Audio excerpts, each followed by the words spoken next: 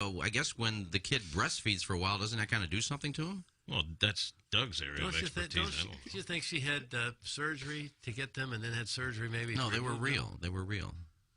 That's what I liked about her. They were real boobs. You have to say that twice. Julia Ann's are actually not, and I've had a conversation with her about it. It's wonderful, in person. She's had a lot of surgeries. Nose job, I think. Is that right? We ought to ask about those. Yeah, she had it. Well, she broke her nose, so she had a nose job. Some other things. We are prepared for this interview. Here's Action Jackson with 3 more ways to get TMA content. Get the TMA mobile app and enable notifications so you don't miss a thing. See our content on Facebook, Twitter, Instagram, YouTube, and TikTok. And stream us on the TMA mobile app and at TMASTL.com. Thanks, Jackson. It's the Ryan Kelly Morning After on 105.7 FM HD2. Okay. Hot takes. Yeah. Pepperoncini. Pepperoncini. And now the Pepperoncini Show with Darren Atkins and Ken Stroh. All right, take it, fellas. There it is. That's the open. Pepperoncini. Pepperoncini. Pepperoncini. Pepperoncini. Pepperoncini. Pepperoncini. Pepperoncini. Pepperoncini. We don't know what it is. We don't understand the name. We just know it's stupid. And it's available every weekday, featuring Iggy and the Plowboy. Apparently it's some kind of a podcast or something. Available at TMASTL.com and on the TMASTL mobile app. Whatever. Hey, this is Tim McKernan for Design Air Heating and Cooling. I am a very happy client. Design Air Heating and Cooling and Seth Goldcamp and his incredible staff, which you can find online at designairservice.com. Just go to the website, click on the Book Now tab, and any issues you may be having with your HVAC system, they will take care of immediately. The customer service, second to none. It's Design Air Heating and Cooling online at designairservice.com. Hi, I'm Ryan Kelly with thehomeloanexpert.com, in studio today with one of my favorites, like legit, one of my favorite people in the world. I know that some people, they don't believe me, but I mean it. Tim McKernan, the man, the myth, the legend. We're here at Hubbard Radio. I checked out the new studio today. What do you think? The wallpaper is fabulous. How about that? Man, that's like 10, 11 years in the making. It really was, and it looks good, and it's been made possible. I'm not just saying this, just like you're saying. You're not just, if you weren't our title sponsor for all those lean years, we wouldn't have made it here. So we are always grateful, and our audience is grateful for your support of TMA. One of the best investments, one of the best deals I've ever done. I've said that over a decade. I still mean that. Like, this is a show that I'm involved with. Heck, I spend too much time on the fan page some nights. You know, my wife will tell you that. But the good work that the show has done, the money that's been raised, the community, the culture, everything about it, I'm all in, man. I'm a TMA limiting for life, you know. I don't know what else to say about that, except if you need a mortgage, visit thehomeloanexpert.com. Remember how life used to be exciting and hold promise for all the good things to come? I used to work with a pastry chef from Bombay. His name was Mesfin. Remember waking up on Christmas morning and believing in something? Now, how that will happen, we haven't yet worked out, but I do believe in it. Well, that's all gone. In the air, left field, and gone. Best you can hope for now is a glass of bourbon and a plate full of ribs to distract you from your impending mortality. I could use some of that pork, pig boy. Don't fight it. Salt and smoke. This is Tim McKernan. I'd like to tell you about a company I started just a couple of years ago, and they still own. And it's called Sound Story. It's essentially a 1-hour interview that we do either in person or via Zoom with mothers, fathers, grandmothers, grandfathers. They come in and they tell their stories, education, growing up, and of course, family stories, the wisdom that they can share with their loved ones for generations to come. It's an audio heirloom. It's Sound Story. To learn more, go to mysoundstory.com. Live from the Michelob Ultra Studios, KPNT-FM HD2, Collinsville, St. Louis. This is TMA All Day. Let's test you on TMA trivia. All right, who on the show suspends people? I don't know. All right, which Keishi DJ makes Iggy nervous? No clue. Alrighty, how did Action Jackson get his nickname? Who's that? If that's you, don't sign up for TMA Trivia. But if you know some of that stuff, you should totally give it a shot. And right now, you can win a table of 8 for free. TMA Trivia Night, July 23rd at St. Gabriel's. A portion of the proceeds benefit Friends of Kids with Cancer. For one price, you get trivia, food from Salt and Smoke and Uncle Leo's, plus beer from Urban Chestnut. And enter to win a table of 8 on the TMA app. Available in your favorite app store. Download it, make an account, sign in, and enter to win. Find out more about TMA Trivia Night at TMASTL.com. Rise rise and shine, St. Louis. It's the Ryan Kelly Morning After on KPNT-FM HD2, Collinsville, St. Louis. At the Morning After STL on YouTube and on TMASTL.com with Tim McKernan, Doug Vaughn, Iggy Strode, The Plowboy, and Action Jackson. 7:06 in St. Louis. You are listening to the Ryan Kelly Morning After on 105.7 HD2 FM, The Potted Plant, TMASTL.com and YouTube.com/TMASTL. Come on in, friends. The water is warm. Download the app. Listen anytime. Listen to TMA all day on the station. And, Doug, we wanted to start earlier because of Packy Naughton. Oh, what a relief effort by Mr. PN. Mr. Packy. Bases loaded. There's not a soul out, and he got them all. No runs. Hangs on. Nice hold. Cards win. And I'm supposed to just bounce back after that exhilarating performance? Like less than 12 hours later, I'm supposed to come in here and spit hot takes. I can't just sit back and enjoy it a little bit. So no, I won't be much good to you. And if you want to blame somebody, put it on Packy. Where are all the Cardinal haters now? Where are they? This club's won 4 of the last 6 from the Braves, Phillies, and Dodgers. If this isn't a team heading upwards, I don't think I've seen one. Nice. Unless it be the Baltimore Orioles. Well, we did blow a 6-1 lead, right? This club held on for a 7-6 W. We did blow another lead, but, you're playing the best team in the league, National League. So I'd put a lot of it on Liberatore. He got hit kind of hard. It's not that unusual. He's been hit hard most of the time he goes out there. The Dodgers eat up left-handed pitching. That was a big win. It was a nice little W. Plowhawk, you're on board. Yeah. I wouldn't say, fully on board, but that was big. Watched a little bit of it, too. Oh, did you? When you're playing the Dodgers. How'd you watch, bro? It was on TV of some kind. What was it? Go ahead. 2022, you can watch games now. It wasn't on Bailey because I didn't have to log in, or at least, let me rephrase, right? attempt to log in. It was on another network, I do believe. MLB network, maybe? You get that? I don't know if that comes standard with YouTube TV or not. No. Well, where'd you watch this game? Dude, literally, it was on TV. Of some kind. I forgot what channel. All right. Doug, nonetheless, wherever the Plowhawk watched it, he watched it. Yeah. And it was a Jim Dandy. I didn't see much of the game. I missed Actually went and hit golf balls last night. I swung a golf club for the first time in a long time. Not too bad. Not too bad. I'll get there. How was your compression? The compression's not great. Yep. But at least open club face as you come through, ball kind of tailing off to the right.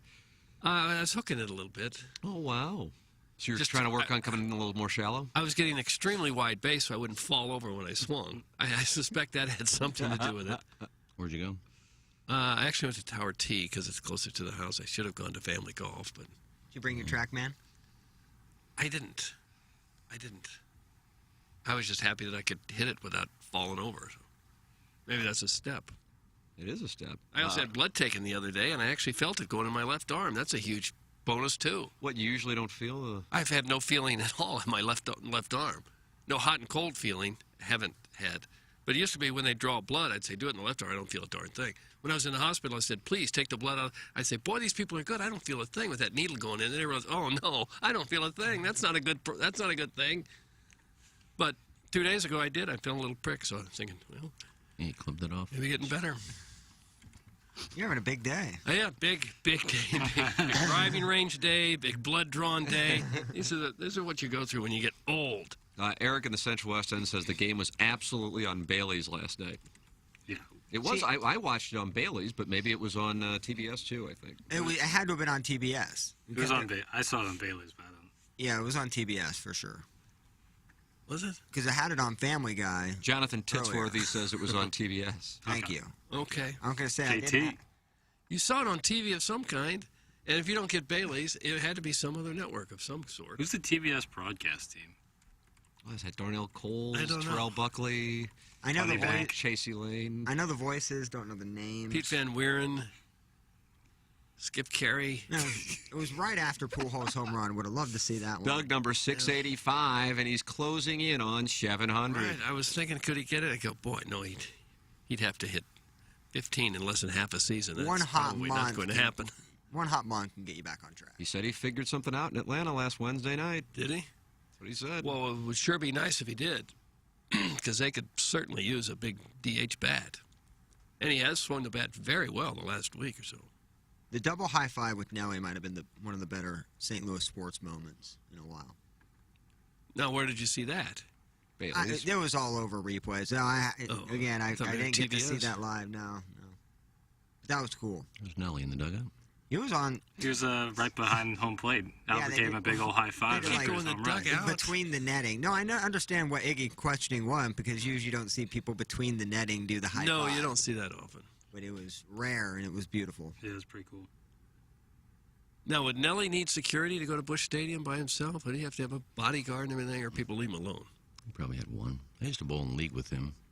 He'd always bring one. And we're underway. Well, I'm just telling you that he would bring one bodyguard with him, but he really didn't do anything. He just kind of sat around at the bar. Good bowler. He was a pretty good bowler. Okay. I don't think you need a bodyguard. No, people love him here. So. Fun. Well, it's not that he's going to get attacked. It's that they won't leave him alone. But if somebody wants autographs, they'll sign them. So, bodyguards are really to protect people. Nelly isn't worried about being attacked, and he's not going to tell somebody no autograph. You're going to need a bodyguard at some point with your skyrocketing fame. Skyrocketing. After he gets in the Missouri Sports Hall of Fame. That could be when it happens. I may take one down there, yeah. Or Ned Reynolds people will come after me with clubs. I could see you strolling in with a couple of henchmen on either flank. No, I'm fine. Guys, Jimmy Ballgame was sitting behind Nelly. They did some cute Instagram videos. Thanks, Eric, in the Central West End. Wow. I want that poster for sure. Whenever it comes out. The poster of them high-fiving? Yeah. Okay. You still keep a lot of posters, do you? The funny thing is I don't. No. But in this case, you'd make an exception. I would.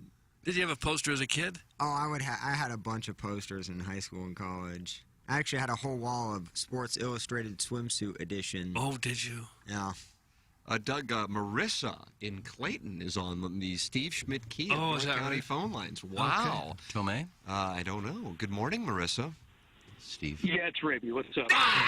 Son of a sick. Hey, I'm podcasting Monday's show. Did anyone point out that Biff's list of 25 stripper names that he said were almost all one syllable only included 3 one-syllable stripper names? We didn't really break down the syllable count. I don't think. Cake and smooth.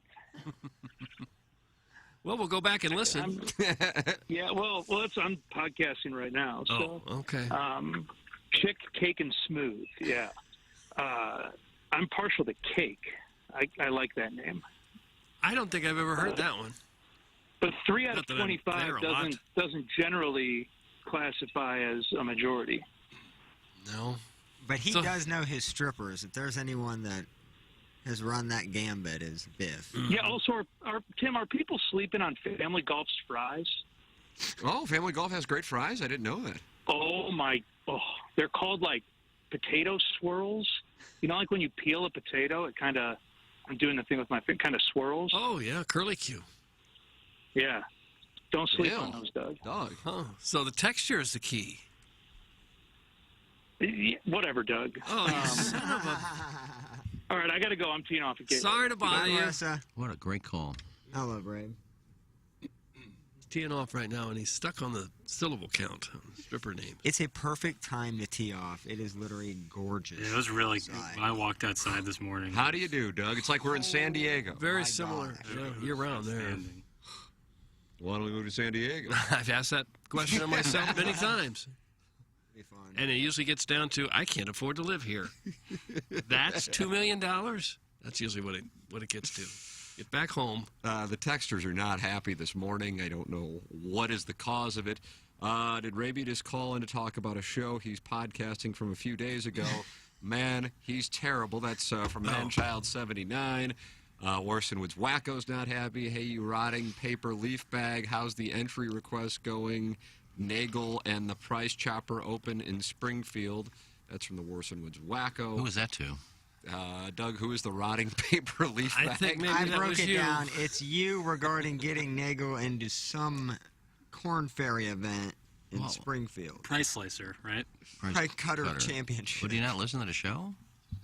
I said I can't get him in. I said I'll try. I didn't say I'll get you in. And he's to the point now he probably doesn't want to play in these Corn Ferry events. I think he's already qualified for the final 3 events.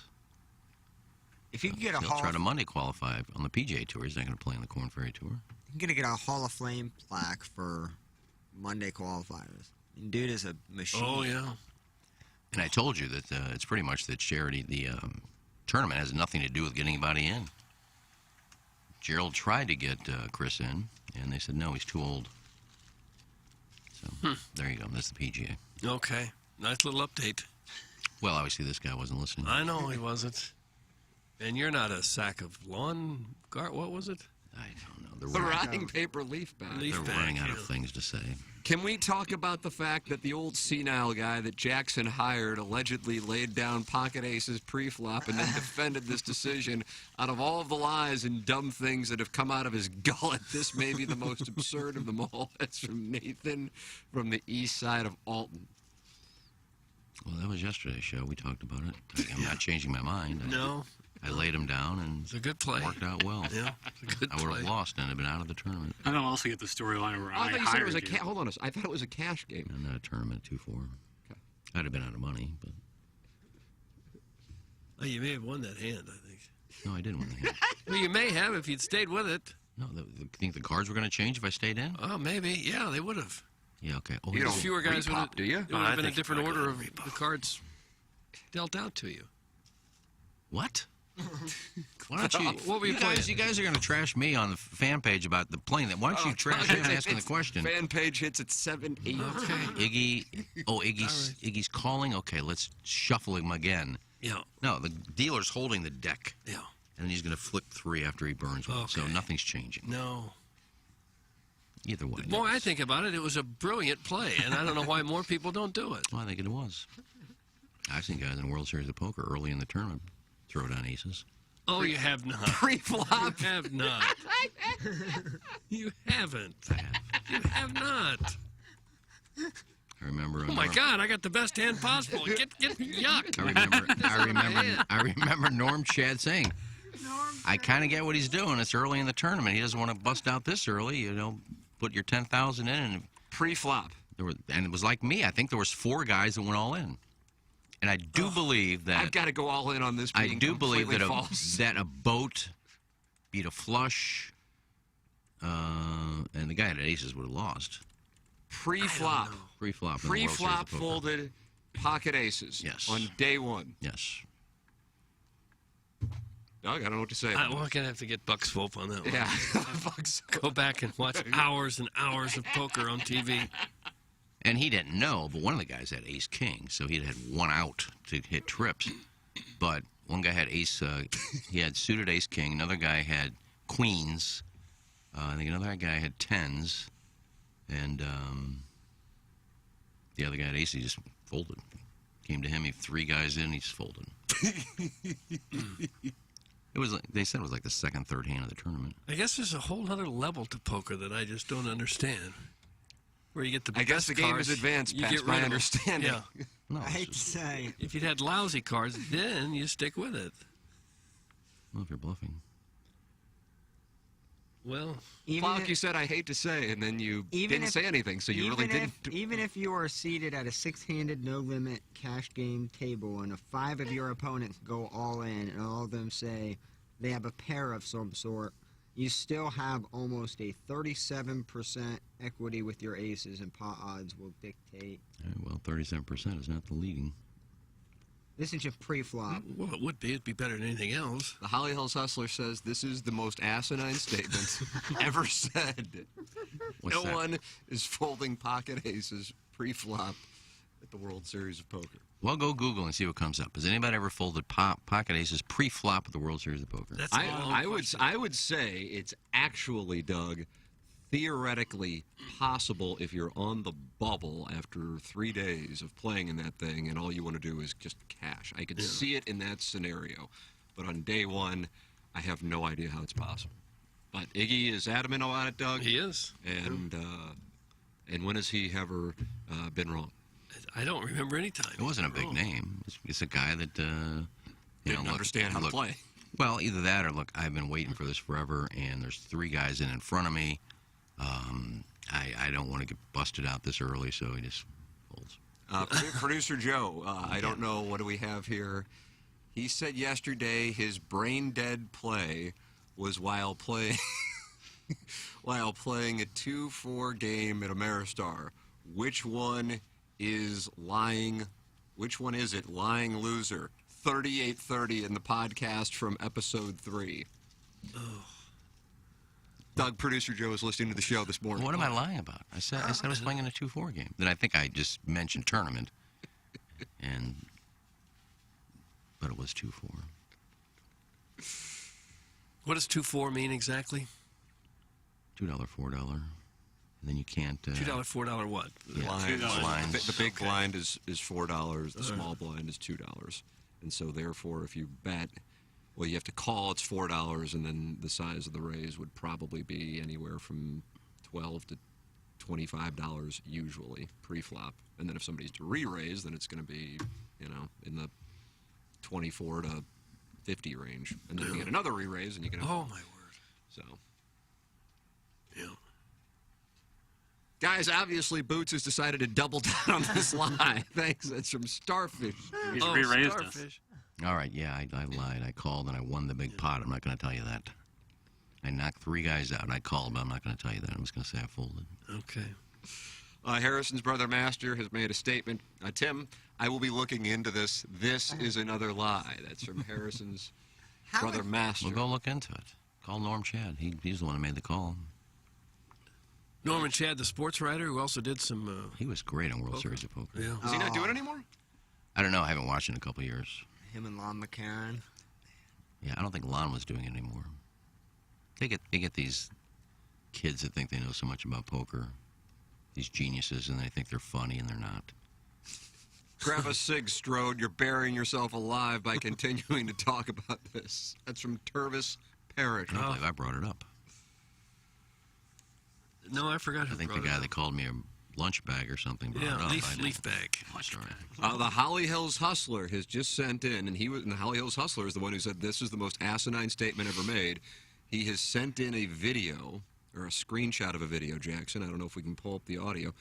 Doug, is it Kara Scott who was the sideline reporter at the World Series of Poker? Yes, it had a deep run one year. I think she made it to the final 20. Did Kara Scott make it to the final 20? I don't have the slide. I never turned on TV to watch people play cards. I think that's how she got her gig, because she was very attractive. But she made it to, I think, the final 3 tables, and the next year she was doing the commentating. So there's a gentleman she's interviewing, and the title of the video is "Fold Aces Pre-Flop Day 1 of Maine?" ? I don't know. Jackson, maybe we have the audio. I am opening up the video. Plowboy, if you want to pull it up, and I'll tell you exactly where to go for the interview proper. Doug needs to add a new notebook where he tracks all the lies told by the human tire tread. That book would be full in a week. We can call it The Liar Log. That's from the Horse and Woods Wacko. I mean, the people are active this morning. I wanted to talk about Packy Naughton. I want to talk about David Perron. Doug, I want to talk about Vladimir Tarasenko. Sure. I wanted to talk it all over here. But the people want to talk about Iggy and folding pocket aces pre-flop. That is what has consumed the audience this morning. Well, this guy called him a tire tread, which I don't think is fair. I don't even know if it makes sense. No. Does he have the video up? No, what, like... It's called Fold Aces Pre-Flop Day 1 of Maine, ? All right, the Plowhawk will look it up. I'll tell you about Munganess, the sponsor of our 7 o'clock hour here on the Ryan Kelly Morning After. StLouisAcura.com, AltonToyota.com. It is Munganast. And if you are interested in doing business with Jamie Burkhardt and Clayton Patterson and Peter Munganast, email me, T. McKernan at InsideSTL.com. You can go shopping right now by going to StLouisAcura.com or AltonToyota.com for a new car, for a pre-owned car, or to get your car serviced. Even if you didn't get it from Munganast, you can work with Munganast. Email me, T. McKernan at InsideSTL.com, and I'll connect you with Jamie, Clayton, and Peter. It's Munganast, sponsor of our 7 o'clock hour, and also the Munganast Daily Fantasy Sports Showdown, which is coming your way on today's program, Doug, as now it's on to Carnoustie. Now it's on to Carnoustie. All right, a minute. Minute 23. You ready to roll? Let's do it. Here we go. Almost every year we start the debate, could you fold aces or kings pre-flop, level 1 of day 1? I'm going to fold kings day 1. If it goes, I'm not going to fold aces pre-flop. Aces, never folding aces pre-flop. No wonder he sent it in.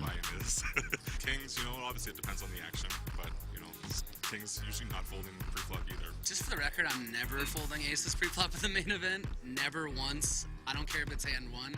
Kings, only if I know I'm up against aces. I'm never folding either. Chris Moneymaker says, Yeah, that's for it. anyone who... I didn't listen to the video. They just looked. Well, that's the World Series of Poker. Where the best players are.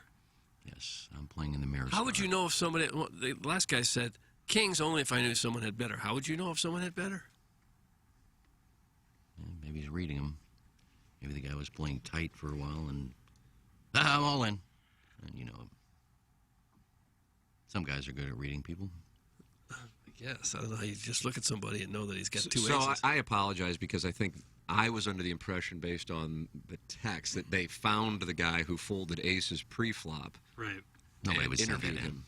Nobody would send it in to defend me. That was... Well, no, it was the Holly Hills Hustler who said previously that your statement was the most asinine statement ever said on the show. No one is folding pocket aces. And then, moments later, he sent in a screenshot. He said, I'm not going to watch this video, but apparently it happened according to this title. No, it was talking to people that would never happen. There is a video of somebody like Poker After Dark folding ace in pre-flop, but the backstory was it was just this regular Joe Schmo, just won a huge pot against Phil Hellmuth and had like 150 grand. I think his wife had cancer as well, so he wasn't going to play another hand. Yeah. That was like the backstory of that. But I haven't seen that one from 2022. That's a cash game situation. Yeah. You can quit at any time, though, right? At any time during the game, you can get up and walk away with your winnings? Cash game, yeah. In a cash game, yes. Tournament, Why didn't chips have no value. Why didn't he just leave before he even got the aces? Because he's hanging out with a bunch of pros. And I'm sure on TV there is a protocol of when you can probably cash out in those cash games. Yeah. Guys, one time I turned down 2 sexy co-eds coming back to my place for an MFF. They wanted me, and I was the favorite to take them home, but there were a couple of other guys at the bar, so I folded. That's from It's Kathy. Oh. Yeah, well, there are some parallels. Yeah, that was great. No casino in St. Louis plays 2-4 no limit. Thanks, that's from the Total Package, and he's sending in screenshots of the games. Well, thanks. Okay, now you're at casinos as well. The production staff on this show is amazing, amazingly bad. That's from Harrison's brother Master. He is particular upset. Why? They sent in a video and we just played the audio. And you and Harrison's brother Master have been sideways for a long time. Look at his name, yeah. Stupid ass name. Yeah. Is it possible the video went to a longer third grader. and they did find somebody who folded on aces? Well, I saw it on TV, so obviously somebody has folded. But they didn't talk to everybody at the tournament. They probably talked to these people you've heard of before. Well, that video that was sent was from the 2022 main event, so this year. So this video is like a week or two old, maybe. Oh. Maybe. Well, why would they ask that question? Unless maybe somebody did. So they're asking these seasoned veterans who all said never. So there had to be a reason why they asked these guys, would you ever fold pocket aces, kings, pre-flop? Maybe that led to the investigation. Mr. Licks has issued a statement. Mr. Licks very active on the phone lines lately. Iggy, your ability to spin every segment into an hour about you is impressive. Today it's going to be the poker thing again. Monday it was about Cindy, which you could have ended in about 30 seconds with proof, but then you let it drag on the entire show because you love the attention. It's truly impressive. That's from Mr. Licks. I have to defend Iggy here. The Cindy thing was me reading an email, and with this, somebody brought up Iggy and the pocket aces this morning. Doug, again, we were prepared to talk Packy. Sure we were. That was going to be the first 2 segments. Yeah, and I don't have to defend myself against Cindy. You could have ended it right there. I don't have nothing to prove to anybody. Maybe Cindy can email in and let him know if I played pocket aces or not or folded them. She would know. She seems to know everything else I do. Yeah. She'd get out of my bushes. Tim, my apologies for that video. I should have pre-checked the video. I just saw the title. That's from the Holly Hills Hustler. Oh. Look, there's some accountability. Okay. Even though you don't have to apologize for it. No. Hate textures are the absolute worst. Worse than using a crusty sock when you thought it was clean. I am Team Iggy. That's from Danny Tanner. Thanks, Danny. Okay. I think a lot of people are Team Iggy. They just have fun. Guys, what's worse, folding pocket aces pre-flop or someone saying they need 48 hours before deciding whether or not they'll have anal sex with their girlfriend? Thanks. That's from Rockyos Guma. Doug, should we put that poll up on the app? Both are, I guess. Both are, are plays. You don't have to like them. Jackson, you'd make that play again. Yeah. Iggy, you'd make your play again. My policy.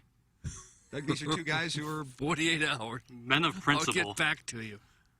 Hold that thought. I need 2 days. Well, I was in the tank for a little bit. I didn't say I need 48 hours to think about my hand, but I was in the tank for a bit. Did you turn over the aces and throw them out there and let the boys know that you I wasn't going to let anybody know. that the kind of would've been- mindset you Yeah. have? That would have been hilarious. This donkey just folded aces.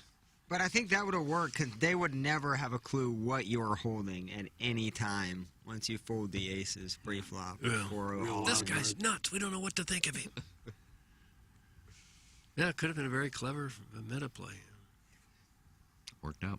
I would have got such a boner. I wouldn't have thought about folding. I just would have been instant call. Yeah. Well, you never know. It's what makes the world go around, different strokes for different folks, different thought processes, different plans. Who's your favorite member of Different Strokes cast? There was one that stayed out of jail. Conrad Bain. Yeah, I guess him. Just the others Mr. were Drummond. jailbirds. Yeah. Was Polo in that? Not Polo. Polo Asensio, the who was the Cardinal one broadcast team. Not Terry Polo. Who was the one that went Dana into Plato. Plato. Plato. Yeah, I dug her. I dug her after that, too. Now, she went to jail, I think, right? Jail, and then I think she got into porn. Oh, She did do a Cinemax film called Different Strokes, Doug, which I believe was a parody of the sitcom she had appeared on in the 80s. And she did engage in what I would describe as a sapphic scene. Oh, did she? Oh. Okay, I'm surprised they could use the same title. Well, as you know from watching Different Strokes in the 1980s at 7 o'clock on Saturday nights on ABC, that was Diff apostrophe Rent. Strokes. Different Strokes. Yeah. Okay, and they got away with that? Just by saying different? That's correct. I think a good trademark attorney might have been able to pick that apart a little Yeah, if bit. you type in the E, that's the porn. Guys, Raby got paired with my pal Tervis Parrish at Gateway over the weekend. Turvy P told me the blimp pilot likes to play hardo with AirPods in while he plays. He does. He plays with AirPods in. He actually plays. He plays. Like he doesn't practice with them in. He plays with them in. I'm sure he practices with them in, but I practice with them. No, I he know plays. most people He practice. plays with them in. At the He FP actually plays golf with AirPods in. At the Fan Page Club Championship, he wore his AirPods the whole time. What's he listening to? That's why he shot such a low round against Chris Hack. I don't know if that's He fair. snap hooked like 2 on 10. About 3 feet on one of them. It almost seems a little rude to the other players. Like, I don't want to hear anything you have to say. I agree with you. Take them out and converse with your playing partners in the group. I think he was. I think he just had them on like at a really low volume. I don't think he was like not being friendly. What's he listening to? Marissa from Clayton, call back in. There was a guy on tour. I think his name was Rich Zokel. It's either Disco Rich Zokel or Radio Rich Zokel. Who used to change their text name to Disco Rich Zokel. He used to play with headphones on and listen to music. Like Zokol. Z-O-K-O-L? I think so. Rich Zokel. He used to wear headsets when he played golf on the PGA Tour. Headsets? Michael B. Jordan did that in the film Hardball, and they made him take them off. Oh, man. That's where Big Papa. They didn't have earbuds back then, so he had cans on. Doug, you're a fan of Timmy the Tickler, right? He's a weasel. He texted in with Plowboy's hog. Can he even give anal? It's got to be tough with that big hog. Thanks. That's Timmy the Tickler. Oh. I definitely got to go, hey, honey, it's coming up. Oh. You ever seen Manuel? He has no problem. That is true. Man, he does got a crank. Okay. Okay. Prince, is it Prince Kamara? Doug? Alvin Kamara? So who are we talking about now? At least ended a couple of scenes with him on her comeback. Prince something or other. Prince Kamala? I don't know. Doug, remember Kamala, the Ugandan giant from the WWF era of the 1980s? He weighed about 500 pounds. Right. Well, this guy's huge. And he did anal. Oh, God. Bless it. Doug, I thought it was going to be all Packy Naughton all the time. Do you know what a size queen is? Guy who's into big. Do you know what a bear is? Big fat guy. A lot of body hair, like a bear. What was the name of the last gay bar you went to? The Buggy Whip in Palm Springs. Last time I was there, I went home with a guy named Jose. Tom. Why would they question him like that? Was he under arrest? I think he was a guest on a podcast. Ray, meet Prince Johnson, the Black Python. I think he was pretending to be gay, and they were trying to question him on it. I gotta go back and rewatch that. Did they do the movie? Doug, have they done the Ray Donovan film? I don't know. Yeah, it is. I don't know. It's on. I think it's on Plex or HBO. Is that still on, Ray Donovan, or did they wrap that up? It was a Showtime movie. Yeah, I think the series is over. Then they did a movie to It wrap got everything canceled, and then they decided to do a film. I believe that. I think is the chronological. Came out in January. Did you watch it, Jackson? I did not, but it's got an 87% on Rotten Teas. Oh wow! up. I may have to watch that. I like that Liev Schreiber. Great Yeah, he's voice. good. Great voice for Hard Knocks. He narrates a lot of documentaries. And Hard Knocks. Guys, Iggy's decision-making skills are quite impressive. First, he becomes the executive producer of 1380 The Woman, a new radio format that revolutionized the radio industry, and then he folds Pocket Aces pre-flop. This guy's mind's at another level. That's from the 314. Yeah. Well, different strokes. Dana Plato, Sapphic Scene. The woman's do all that station again. was just something that hit me like a bolt of lightning. Well, one was a good decision. It worked out. The other one, not so much. Yeah. Well, we all have regrets. I actually understand working at 1380 The Woman more than I do the folding the Pocket Aces. To be honest with you. That's still a mistake. Didn't work out. Well, everybody needs a job, though. Needs some money coming in. So. And it was a pay increase. Right. It was the live golf of AM St. Louis Radio. Was. Saudi backed. People telling me, I can't believe you're jumping. I can't believe you're jumping to that. Yeah, I'm doing it for the money. At least I was on Now, it. how that will happen, we haven't yet worked out, but I do believe in it. Well, it didn't work out. That moment would have been concerning. Yeah. Yeah. What was concerning is we were pissing on ourselves in the studio while it was going on. So was I. That was before I took the job. I was sitting in the hallway Laughing. thinking, man, I love my first job in radio. Oh, did you? This isn't going to work out well. Yeah. Yeah, well, I should have known when he said that. And this woman station, I love it. The lineup is great. I don't know who we have yet. I should have known then. And I'm going to go produce this. And he's all, love it. It's going to be the greatest lineup you ever. And now who's going to do it? I don't know yet. Oh my God! And then he put together two girls that hadn't been in radio in like 20 years. Doug, we're getting reports from Frank Saravalli. You know Frank Saravalli? No, is that Frankie the Schnoz? Saravalli? No, he's a hockey insider and president of Hockey Content. Ooh.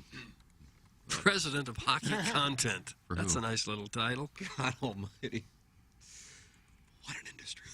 At Daily Face-Off, and also, I think about 98% of the population now has a podcast. Yeah. And he is reporting that the Blues and Robert Thomas are closing in on a long-term extension, expecting him to land in the neighborhood of 8 years and $64 million when it's all done. Is he that good? Bob $8 million a Thomas. year? Freaking love that. $8 million a year for Robert Thomas? He's a phenomenal player. Great two-way player. Yikes. That's a lot of money. I mean, he's a good player. He's not a star. He can move out of Kachuk's house now. I expect he did that a little while back. You think with the Johnny Gaudreau news out of Calgary that increases the probability of Matthew Tkachuk being on the move this offseason, Yes. Peter? What do you think about that, Peter? I would ask the president of Hockey Content. He would know if anyone would. I don't know. Get him on Balloon Party. I'm happy to see him sign Robert Thomas, but $8 million a year seems like a big in hockey. That's a big chunk. I'm confused with the whole thing. Didn't they have to? They can't sign Perron because of cap space. Or are they going to sign Perron? Thomas is up after next year. Okay. So they had decisions to make with, not decisions necessarily this year, but there's things that are going to be impacting all of this that are dominoes, such as what Calgary has, which it could impact the Blues. When Gaudreau let him know last night that he's out and going to test the free agent market, and that's what Calgary basically handed him a blank check. And now Calgary goes from thinking, I think, that they were going to go to the Western Conference Finals to getting. Didn't they get swept by Edmonton in the Bizarro World Series or Bizarro Series with high scoring, and now they might just be starting from scratch. Thomas had 20 goals this last season, 57 assists, plus 17, plus minus. And he's only 23, so he's definitely on the upward. Oh, his I think ceiling is he so should get high, better. dude. Yeah. He had 57 assists. Still, $8 million. That might make him the highest paid player on the team. I mean, there's very few players. You know, back in the day, it was like almost every great player had 100 points. Now, 100 points is a great year. 77 points with 57 assists. That's a pretty good year. At 23, man, it's worth every penny for me. Yeah, If you're gonna lose Tarasenko, Perron, all these guys, O'Reilly, Shen getting older, you got to have some sort of young stud. Doug, some people are unhappy that we were not mocking Frank Saravelli. I was mocking the title of president of content. Hockey content. Yeah. Having seems kind of lofty title. Titles are a fascinating little thing in the world and business, and usually a president is a president. Mm-hmm. Not, this might be like a vice president of content. Seems like maybe President. Gary Bettman would be the rightful president of hockey content. But in this case, Commissioner of the it's league just and an amusing president. title. I know that he is a reputable reporter. Wouldn't that be called an editor? Like I said, you can just assign titles, and some people care about them. Some people, I couldn't care any less about a title. If anything, it's like awkward. I had a guy scold me for one time for not calling myself the managing member of Inside STL. And I go, who in the hell cares? I go, what does it matter? He goes, well, you own it. And I go, so what? I know that. That's all I need to know. Who cares what anybody else thinks? Do we have titles on this show? Would you like to be the president of hosting? No. I just want to be an assistant wordsmith. You're right. You got it. Okay. I'll email Tommy now. All right. Doug has decided he needs to be known as assistant wordsmith. Iggy is chairman of the Tommy will Cubs. hit delete so quickly. I call director of morale. Oh. Wow, that's a I good like one. that. That's a nice. Plowlock, what do you want to be the president of? Snacks. Food and beverage manager. Yeah. Yeah, that's better. Food and beverage. President of food and beverage. Iggy, what do you want to be? I'll be president of breaks. Nice. Oh. Break supervisor. I'll determine how long they are. Brian Henshin has made an announcement. I'd like to declare myself the president of ASMR content on TMA. So he is now also president. Iggy, maybe you could be minister of misinformation. Oh, my God. That was the cat. That was the prince of misinformation. What about the secretary of Salem's? There you go. Nice. Alliteration. not Fun with bad. alliteration. Shift manager. Yeah. Guys, Robert Thomas, garbage in the playoffs. Thanks. It's from Mudfingies. He's a heck of a player, and you'd love to have him on your team. It just seems to me that he hasn't been the best player, and now he's going to be paid like he is. Yeah, your alternative is losing him, and you can't. Not a first-round pick who's 23, been in the organization for 3 years. You got to pay the dude. 57 Well, assists only is if you can. phenomenal. Only if you've got cap space to keep a team around him.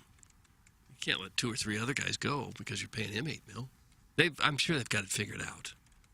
I'm sure Doug Armstrong has actually thought this through, done the math, knows where he fits in. But Probably has enough for Kachuk in there.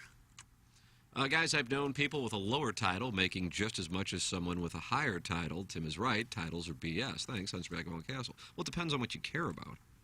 Like, I guess for some people that's important. Who cares? oh yeah, like look at the Cardinals. They've got all kinds of players who make more than the head of baseball operations. Absolutely. And you look at the radio business. There are some on-air people who might make more than I don't know if they make more than the general manager, but they make more than other people with good titles. I made sure they put If you're that running on a business, you want salespeople making more. Yeah. You want that because that's commission, which means it's good for the bottom line. In the film American Psycho, the entire company is vice presidents. They all have the same business card. It's vice president. And it means Oh, that's right. I remember Bernie Miklasz liked to talk about how the Rams had about 40 vice presidents when they moved to St. Louis. Yeah. Iggy, you were showing me something? Well, I went to the woman. I made sure that was on my card. Executive producer. Yeah, I made sure they put executive producer on my card. Why? Well, I want everybody to know I had a title. So it is important to you.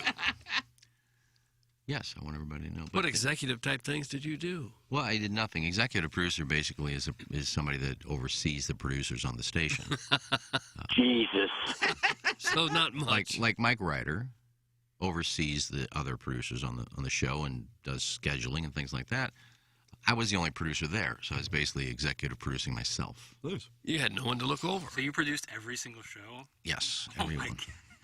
How many hours? Jackson, you should see some of these shows. I ran the boards for these shows. But by producing, you meant you lined up a guest or two? Probably a lot of guests, if I A had lot to guess. of, lot of guests, yes. My guess is there weren't a lot of people there able to host a program without guests. They wanted guests. That's a dead giveaway, by the way, if you're looking to hire talent. When you go from lining up Brett Hall and people like that to Iggy, can we find somebody to talk Pap smear today? Oh, You don't have that in your Rolodex. You have to go. who do you call for that? I just called hospitals. You got anybody there that can You just Pap call smears? the main number to hospital. 911. I just call like clinics. I needed to talk to somebody about a Pap smear. So that's every show. I mean, and then we got to the point where I would lock my door in the office. When we got to Hampton, I had an office. I would lock the door and they'd, Iggy, I'm busy. Oh, what are we doing tomorrow? I don't know. I'm producing these other 3 shows. When I get done with them, we'll talk about tomorrow. Yeah. Guys, these 2 statements were said here within the last 5 minutes. Quote, I really don't care what other people think about me. Iggy. Quote, I wanted to make sure everyone knew how important I am. Iggy. That's from the 618. This is so on brand, Boots. Good Lord, never change. That's from show ombudsman Brian Henson, Vice I don't President care of what people ASMR. think of me. I was always at home alone, working towards my dreams.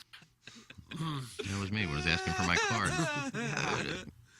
No one loves their title more than Warson Woods Wacko. Nothing more impressive than being the assistant branch manager of the Enterprise rental car facility on Manchester. Doug, that's Mr. Licks. This Mr. Licks is becoming a snootful. Well, he is. Those Enterprise jobs are nice to have, though. Jackson, you know what else is nice to have? Mugsy. I'm wearing mine. Oh, you are? Yeah. They're great pants. Really, just rock solid pants. See, they move with you, Doug. They don't move against you, and that's what's nice. so A key. flow. And they're known as playoff trousers. Playoff trousers. They're never too baggy, never too skinny. They're always just right. They represent comfortability and style. That's so key. When you can have a pair of pants, pair of shorts, whatever you have, that not only feel great, they're comfortable, they fit really right, but they also look great. That's exactly what you're looking for in a pair of pants, and that's what Mugsy can deliver for you. So, let's say you're looking for a new pair of jeans. You know, people, it's kind of like buying a new car where you want to make sure you're getting the right one because you could have it for, God knows how many years. Mugsy's a great call. Looking for chinos, Mugsy's the great call. Shorts, we all rock those pair of shorts. I wear them on the golf course. They're stroke shaving shorts. Stroke shaving shorts. And they also got that's good. Yeah, absolutely. And they got the great swim trunks. They have that liner in there, so they're not really bunching up your bag. They dry real quickly. The shorts, they look great on the couch, and they look great in the clubhouse. So head to Mugsy.com right away. Do it quickly now. 10% off your entire order using promo code TMA when you go to Mugsy.com. Again, that's Mugsy.com. Use promo code TMA for 10% off your entire order and free your balls once and for all. Oh. Engineer Design Facilities Fire Division is now testing, inspecting, and maintaining the fire system on all commercial kitchen and restaurant hoods. If you have visibility to your company or place of business, this commercial fire alarm panel and system, please email fire@edf-rg.com. Now have a technician come out and provide a free evaluation of your system and offer the most competitive contract pricing in the market. You can also check them out anytime at edf-rg.com, the official commercial fire alarm services and solutions provider of TMA. EDF is Missouri and Illinois preferred full-service vendor for licensed and certified professional servicing, monitoring, and testing for fire alarm services and systems, fire suppression systems, fire alarm system monitoring services, tenant improvements, and construction and security access monitoring services. It's Engineered Design Facility, sponsor of our Text Inbox. Michelob Ultra, the sponsor of our studios, and also the Fan Page Club Championship. We are now in the Final Four. Guy Watson, Cletus' son, taking on Chris Heck in one side of the bracket, and the Loomster taking on Mike Sudduth on the other side of the bracket. It's the Michelob Ultra Fan Page Club Championship. the Final Four has arrived. Coming up in 9 minutes, Doug. What? We have a little announcement here from Hubbard Radio. What sort of announcement? The deep tease. We're trying to get better at teasing. Okay. So we'll have that for you at 8 o'clock. So that's coming your way. It's a deep tease. I think we just got better at teasing. So that's Okay. a deep tease. You're only 9 minutes away from it. So you stick around. Jackson, Uncle Leo's. Friday night is pizza night. Oh, my goodness, Uncle Leo's and that pizza. And then those fungo wings. How do you do? What do we have going on this week for Friday night is pizza night with our partner this week, Uncle Leo's? Yeah, I mean, we all know that they're going to be out there at the trivia night slanging zaz to the folks. Doug, do you like that term, slanging? I don't mind it. I don't mind it. They'll be slanging some zaz.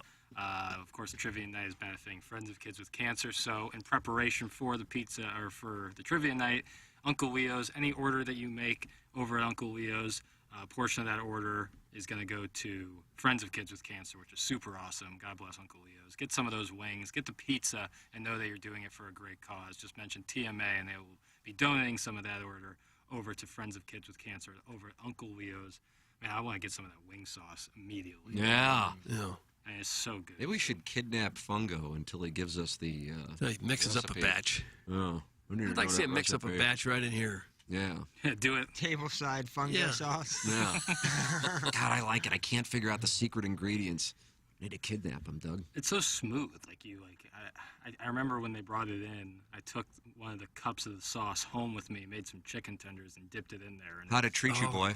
What is an outstanding little treat. Air-fried chicken tenders with some of that fungo sauce. Man. Bill and Bill. The pro move. And Bill. Uncle Leo's Friday night is pizza night, our partner this week here. Also, Sound Story, check it out. A company I started in 2019. Really didn't do much with it in 2020 and 2021 because of the pandemic, but now we have people in on the daily. Interviewed, how about this? What? Yesterday. Interviewed listeners' wife's grandmother, who was born in rural Illinois, now lives in Southern California. She's 90 years old and is a huge Los Angeles Clippers fan. Clippers? Jackson couldn't have been more excited about the development. Yeah. I mean, what a curveball. Everything was like what you would think, grew up and, her husband was a minister, met her husband at church, traditional values from the Midwest, and then relocated and is 90 to Southern California and loves the Los Angeles Clippers. And you just go, oh, yeah. She's great. Just so happy. Book a Sound Story. Love doing them. Doug does them. I do them. Learn from Kay. She does them. And Jackson did his first this past Monday. Go to mysoundstory.com and book it. It's a purchase you will never regret making. I guess that's the best way to sum it up. And it is one that you could regret not making. So many people say, I really wish this would have been around when my parents were alive, my grandparents were alive. Well, go to mysoundstory.com and either get a gift certificate as a gift or schedule. And we do them right here in this studio, and you can have whomever do it.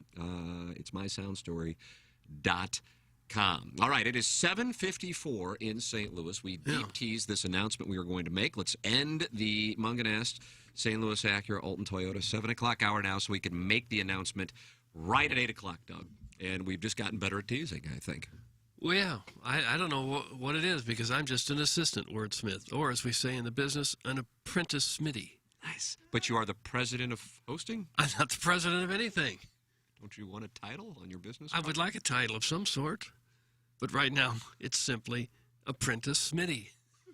We will take a commercial break, come back with our announcement at 8 o'clock as we begin the Appliance Discounters 8 o'clock hour, closing out the Munganast 7 o'clock hour here on the Ryan Kelly Morning After from the Michelob Ultra Studios. Live from the Michelob Ultra Studios, KPNT-FM HD2, Collinsville, St. Louis. This is TMA All Day. Biggie's Restaurant and Bar has been a staple of the community for over 30 years and is serving your favorites like the steak sandwich, waffle fries, and so much more. It's not just the food that's rocking. With a full bar and patio, Biggie's is the perfect spot for lunch, dinner, and a little laughter. Biggie's original hours are back. Open 11 a.m. till midnight, Wednesday, Thursday, and Sunday. And 11 a.m. till 1 a.m. on Friday and Saturday. Check out the full menu at biggiesrestaurant.com and stop in today. Doug Vaughn here, along with the home loan expert, Ryan Kelly. Ryan, I know you have been a long-time supporter of the military and trying to make things easier for them and more affordable for them to buy a new home. How's that going? It's going really well. You know, I grew up in a family full of military. You know, my father, his brothers, I can keep going, but a lot of military in my family. I unfortunately did not serve. In my early 20s, I was doing other things, selling homes and getting into the mortgage industry. But then we sat back about 10 years ago and I said, what can we do to really help our brave service members and their family, our retired veterans, active service? What can we do? We can make the VA loan a lot better because the VA loan is one of the best benefits of being in the military. But the problem is nobody good was doing them. No one really cared about them. These banks were taking months to close them. We've changed the game on that. In fact, we close VA loans in 21 days or less. I personally pay for your appraisal and we can help you with all the VA paperwork. If you're VA eligible, let's talk about a refinance. Got questions about the VA loan? Ready to get pre-approved? Visit HeroLoan.com. That's HeroLoan.com, the only way to VA. This is Tim McKernan. I'd like to tell you about a company I started just a couple of years ago and they still own. And it's called Sound Story. It's essentially a 1-hour interview that we do either in person or via Zoom with mothers, fathers, grandmothers, grandfathers. They come in and they tell their stories, education, growing up, and of course, family stories, the wisdom that they can share with their loved ones for generations to come. It's an audio heirloom. It's Sound Story. To learn more, go to mysoundstory.com. Rankin Technical College believes your education should pay off fast. In as little as 2 years, Rankin can get you into a technical career making up to $60K a year. Rankin offers degrees in fields like automotive, construction, electrical, plumbing, and IT. So if you're ready to work, Rankin's ready for you. Enrollment is now open for the fall semester and financial aid is available. Apply today at rankin.edu. That's rankin.edu. Hey, Tim, so we sold out the golf tournament in 3 minutes, right? Yeah, real passionate audience. So let's do a trivia night and charge like $85 a person? Yeah, it's a no-brainer, for sure. Yep, $85. That's the ticket. You've just heard the stupidest conversation ever. We didn't sell this one out in 3 minutes or even 3 weeks. So here's the new deal. Get single tickets to TMA Trivia Night for $50 or $400 for a table of 8. Hosted by TMA, and it's all about TMA and St. Louis sports. July 23rd at St. Gabriel's. $50 get you beer from Urban Chestnut, food from Salt and Smoke, late night food from Uncle Leo's Pizza, and a whole bunch of trivia. This isn't some weirdo porn star thing. It's just a bunch of food and a bunch of drinks and some sports trivia, so bring the wife. And it's happening at a Catholic grade school. Come on, man. Portion of the proceeds benefit Friends of Kids with Cancer. $50 while supplies last. Find out more at TMASTL.com. Okay. Hot takes. Yeah. Pepper and Genie. Pepper and Genie. And now the Pepper and Genie Show with Darren Atkins and Ken Stroh. All right, take it, fellas. There it is. That's the open. Pepper and Genie. Pepper and Genie. Pepper and Genie. Pepper and Genie. Pepper and Genie. Pepper and Genie. Pepper and Genie. Pepper and Genie. We don't know what it is. We don't understand the name. We just know it's stupid. And it's available every weekday, featuring Iggy and the Plowboy. Apparently it's some kind of a podcast or something. Available at TMASTL.com and on the TMASTL mobile app. Whatever. 105.7 HD2. The Ryan Kelly Morning After.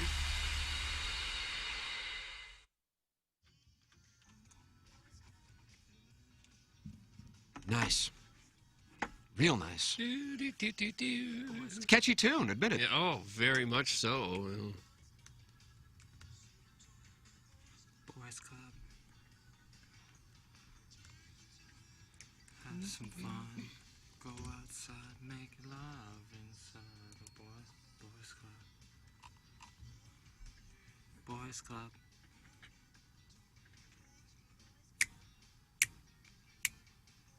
Boys Club. I'm tending to some business. It's a good time here as we start our appliance discounters. 8 o'clock hour for Doug to tell everybody about the title sponsor of our show. His name is Ryan Kelly, and he's online at thehomeloanexpert.com. His name is Kelly, and what he would like to do is get you locked in to an interest rate. Rates are going crazy. They went high for a while, and they might go low. What you need to do if you're looking to refi or buy a new house somewhere in the future is get locked in today. You lock in the rate today. Then, if the rates go up, doesn't matter, you've already been locked in. If the rates go down, then of course you can cancel that and go and get the lower rate. It just makes sense to do if you are at all interested in buying a home. The competition out there is fierce. You need to call the Home Loan Expert, thehomeloanexpert.com to get yourself prepared. 5-minute loan approval only available at thehomeloanexpert.com. The housing market started to cool a little bit, but inventory is still low. Houses are selling fast. Get yourself pre-approved. They have lower rates, loan programs for almost everyone, and that 10-day closing guarantee. A lot of lenders need 3 weeks. The Home Loan Expert scoffs at that 3-week thing. 10 days is all you need, and you can close guaranteed. The Home Loan Expert will have you ready to close when the perfect home hits the market. Remember, if you're a teacher, you work in education, or you're a union member, you get a $500 gift card when you close a loan, whether refinancing or an original mortgage. Ryan Kelly's got a program for everyone. He'll have one for you. He's at thehomeloanexpert.com. There it is, Ryan Kelly, title sponsor of this award-winning presentation. And Jackson wants to tell people about the Wolfpack. Absolutely. Wolfpack, powered by Worth Clark Realty. I want to talk to you about Trish Wolf and Paul Rose of Worth Clark, or of the Wolfpack. Buying or selling a house is a big moment in people's lives, and everyone wants a realtor they can trust and someone they can communicate with at any time. And over at the Wolfpack, there are no banker's hours. They are available day and night to answer any question you may have. You can even slide into their DMs if you prefer. You may be like me, a few years away from buying your first house. So it's important you build trust and get a feel for what is out there. And the Wolfpack is ready and available to help you. It's never too early to start looking, and you want the Wolfpack in your corner. They advocate for each and every client and guard their bottom line, whether buying or selling. Paul Rose is a longtime listener at TMA. Paul Rose just actually sent me a couple listings he just put up. Great houses, great price, and he understands what our listeners want and need out of a real estate agent.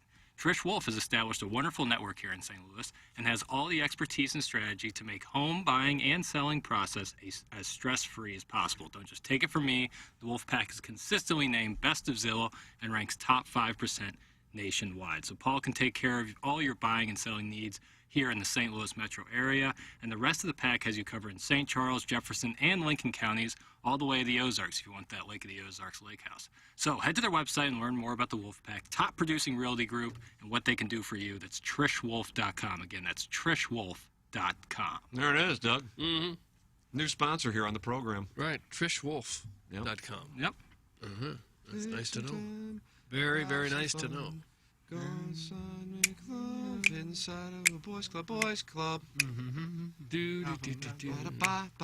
Beep. All right. We kicked around the idea of starting a boys band once, but we never really did anything with it. It's going to be more of a barbershop quartet.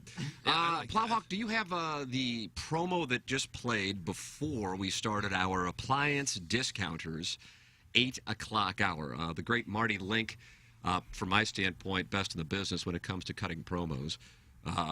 Just cut this promo, and this will tie into this announcement that we deep teased for 8 o'clock. All right. Take a listen, Doug. Okay, I'd like to. Hit the lever, Plowsy. Hey, Tim, so we sold out the golf tournament in 3 minutes, right? Yeah, real passionate audience. So let's do a trivia night and charge like $85 a person? Yeah, it's a no-brainer, for sure. Yep, $85. That's the ticket. You've just heard the stupidest conversation ever. We didn't sell this one out in 3 minutes or even 3 weeks. So here's the new deal. Get single tickets to TMA Trivia Night for $50 or $400 for a table of 8. Hosted by TMA, and it's all about TMA and St. Louis sports. July 23rd at St. Gabriel's. $50 get you beer from Urban Chestnut, food from Salt and Smoke, late night food from Uncle Leo's Pizza, and a whole bunch of trivia. This isn't some weirdo porn star thing. It's just a bunch of food and a bunch of drinks and some sports trivia, so bring the wife. And it's happening at a Catholic grade school. Come on, man. Portion of the proceeds benefit Friends of Kids with Cancer. $50 while supplies last. Find out more at TMASTL.com. There it is. Huh. That's the announcement. Oh. Marty is so good. Yep. Okay. So it's now $50. $50. Trying to get people to come to the trivia night. Right. And it's not just questions about us. It's questions about sports. Expanded it so it's about St. Louis sports. Yeah. And TMA. And so for $50, you get all of your Salt and Smoke, all of your Uncle Leo's, all of your beer, and a bottle of vodka per table from Effin' Vodka as we see if this trivia night will take off. And maybe, we're experimenting with things. Right, sure. I think, the first time I met a stranger at a rest stop, I was nervous, and you didn't know what was going to happen. But you went there hoping to meet somebody. Right, and I did. Yeah. And you didn't even have a truck. Didn't. You took your own scooter there. Yep, wore scoots. To one of those places on Fenton? One of those stops? No. This was on my way back and forth from Columbia when I wasn't graduating. You stopped at Forestdale? That's correct. But That's we're where off, I'm hanging we're out. off the point. That's Right. why I'm just an apprentice Smitty. My point being, you don't know when you try new things what's going to work and what's No. not going to work. Now, maybe when we talked about the possibility of doing a roast and the possibility of doing a trivia night, the response we got, to my surprise, honestly, was more enthusiasm for the trivia night. Yeah. People love trivia nights. And then when you include all the Salt and Smoke and Uncle Leo's and then all your beer from Urban Chestnut and now a bottle of vodka on each table from F and Vodka, you would go, when you itemize it out, you go, that's a good value. Yeah. Plus, portions of the proceeds are going to Friends of Kids with Cancer. Even better. Yeah. And it's at St. Gabriel's, which is kind of like getting to go into Pauley Pavilion in Southern California. Well, Tillman or Crestwood Elementary not available, I'm guessing. Mm-hmm. Okay, we didn't even check, did we? Mm-hmm. Okay.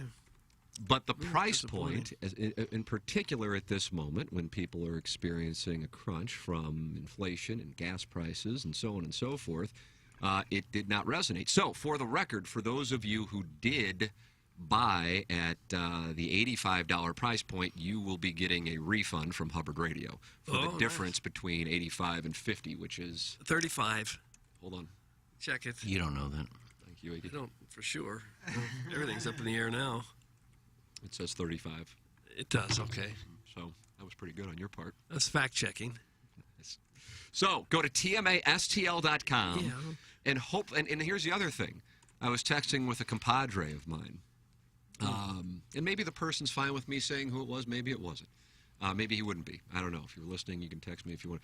But this person was saying, well, the perception is it's like a TMA event, and so it's going to be, you don't want wives or girlfriends or whatever. Then I go, no, it's essentially we're in the gym at St. Gabriel's just hanging out with all of this food and all of this beer and now F and vodka in addition to raise money for friends of kids with cancer and do something that hopefully becomes a staple on our TMA event calendar. Mm-hmm. And, that's what the goal is. And he goes, I think some of the guys think that they shouldn't, bring, wives or girlfriends or whatever the case might be. I said, no, that's not it at all. It's not going to be naughty. It's not going to be naughty. It's a Catholic grade school. Right. So there it is. Hopefully that gets people to want to come. And if it doesn't, then I guess this will be a one-time thing, and we learn and we live and learn. Yeah.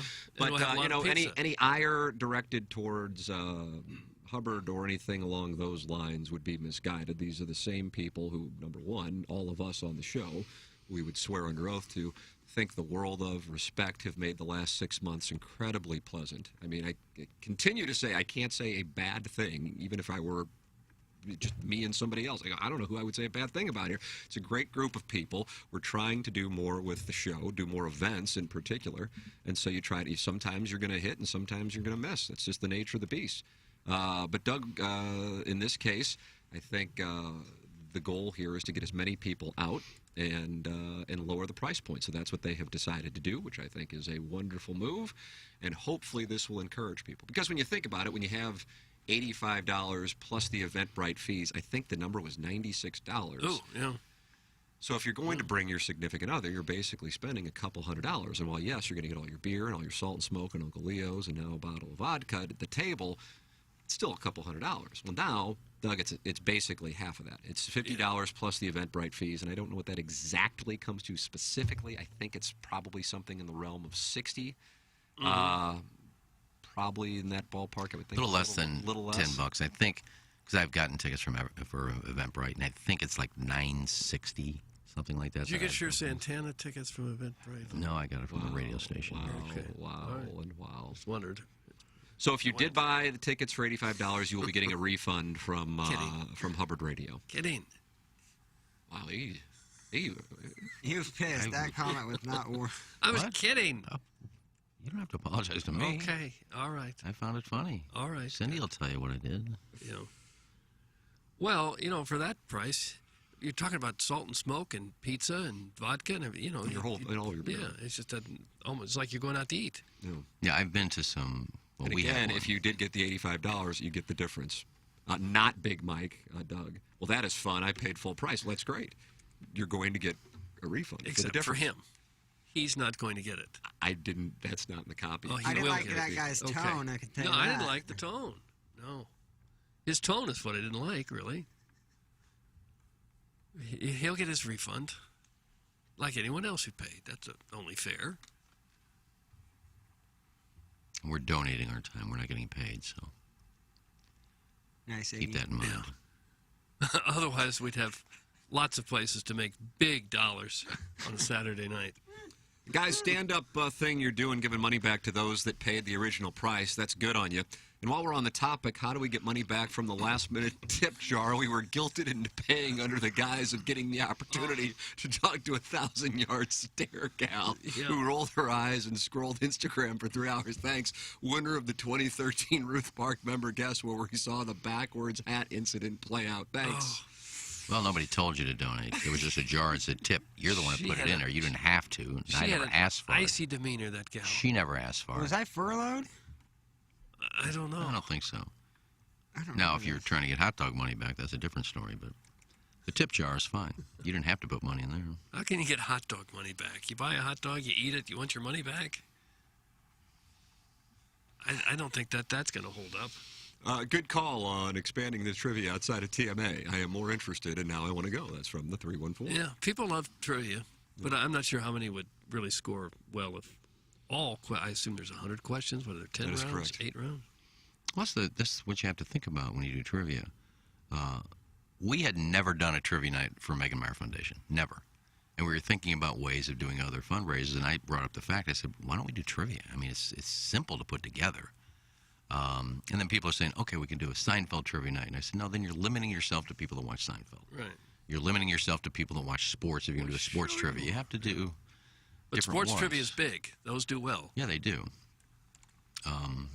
In the last one, we had 80s theme night, but the questions weren't limited to the 80s. A lot of people like to dress up their table. And that's what it was. People were coming. Doug, let's play dress up. People were coming in 80s. I kind of did a Miami Vice thing. And You want to dress up as your favorite St. Gabriel basketball legend? oh, some nut Have there been huggers. and any? I call socks- Tim. Socks up to your knees. You're And going to have to shrink. I'm going to be Jason Tatum. He didn't go there. You wanted fine. to. Yeah. Have they turned out a single Division I player? We have a tough time with C teams in high school. Yeah. Well, Tatum committed there. Because we're running a system. Okay, I see. We're system players. All right. Yeah, it's about the team, right? Guys, I was at the match versus Iggy. It was not a silent tip jar. We were coerced into donating to the scowling lady in the clubhouse. She was so Oh, angry. again. From It's Kathy. God, she was mad. to be again, up not me. I didn't say tip Anna. Where went the tip jar at? It was inside the clubhouse. So they were you went forced on the to tell. course, you saw a girl, so you felt compelled to go in and give them money? Ask Jay. That's He'll be what in, it's come Jay to? will be in tomorrow, I Jay think. is in studio tomorrow. Michelob Ultra Studios Jennings. And Mike 5 is fixed. Ask Jay. He's the one that put the Fabulous. tip jar up and said we need to make some money for Anna. So ask Jay. I gave her $20. I was going to tip her myself. She can't. $20 just for being a girl. No, she helped me with my. She plays She golf. opened his beer.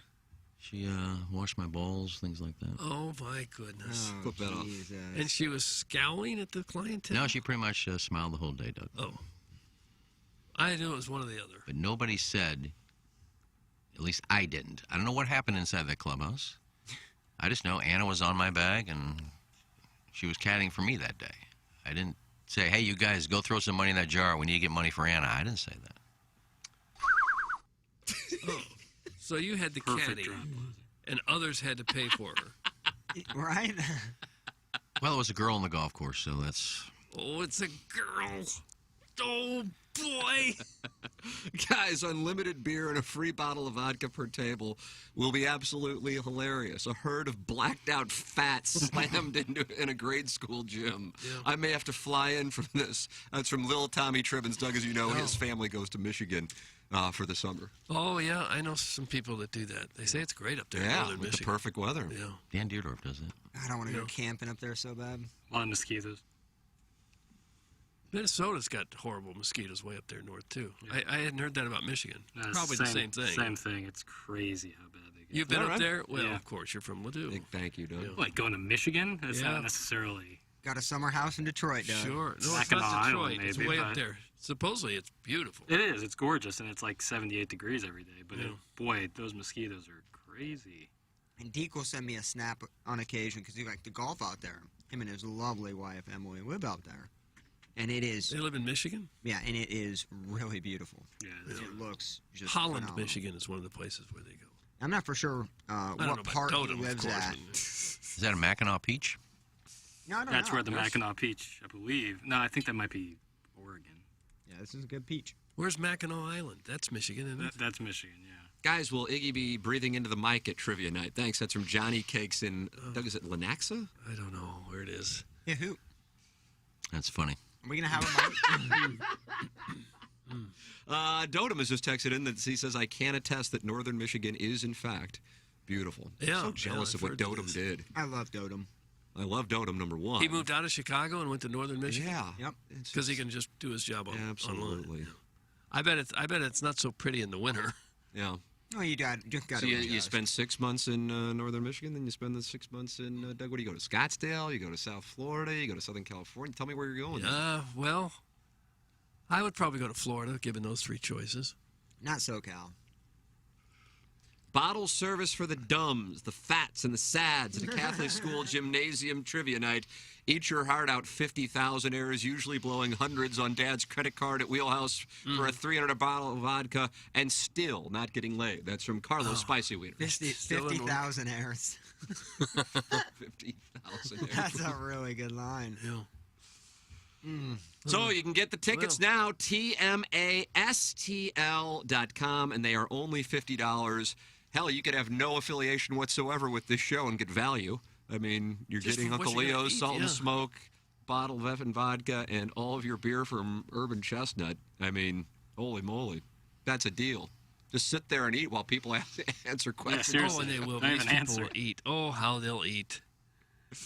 There'll be pieces of pizza crust flying in the air as they grab for another pie. Just grease all over on their oversized cheeks. T-shirts. Yeah, they'll have it on their cheeks. Those T-shirts have like the neck that's like stretched out. Yeah.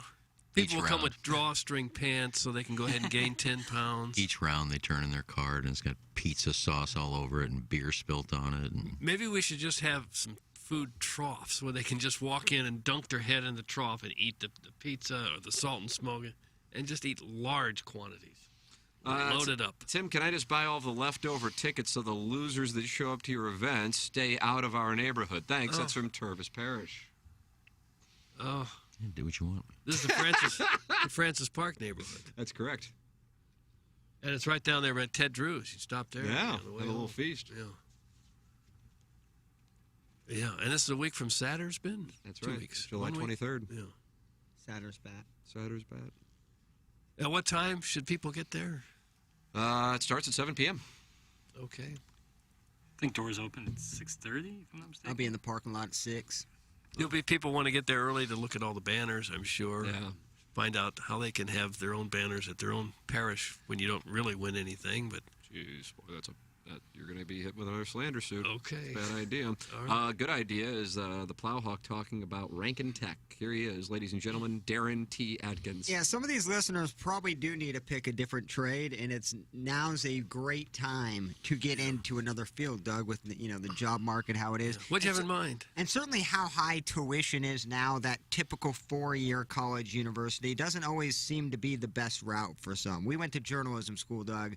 We can tell people that it's not for everyone. But extremely affordable. Extremely affordable indeed. It's only 40 or 50 grand a year. Not at Right. Rankin Tech. No. You can get your tech trade for, automotive, electrical, manufacturing, carpentry, IT, none of which I have any skills in. I'd like to and learn which all I that. desperately wish I knew a little bit and was able to work more with my hands. You're able to do that at Rankin Tech. Since 1907, they've graduated thousands of hardworking pros in fields just like that I mentioned. And the best part is the degrees are less time and less money. The 4 or 5 years of $40,000 a year does take a toll mentally as well as sure. financially. Yeah. These, less time. And 80% of Rankin students are able to receive financial aid there, Doug, as well. Well, that's big. And you get real-world, hands-on training. From day one, they treat you like a pro, not just like a student. And 97% of Rankin grads land a job in their field. So, when you go to college, you pay all that money. There's no guarantee that there's going to be anything there. No. Rankin Tech, 97% job in your field after you graduate. 3 locations there, Doug: St. Louis, Perryville, Wentzville. Apply today. Go to rankin.edu. That's Rankin, RANKEN.edu.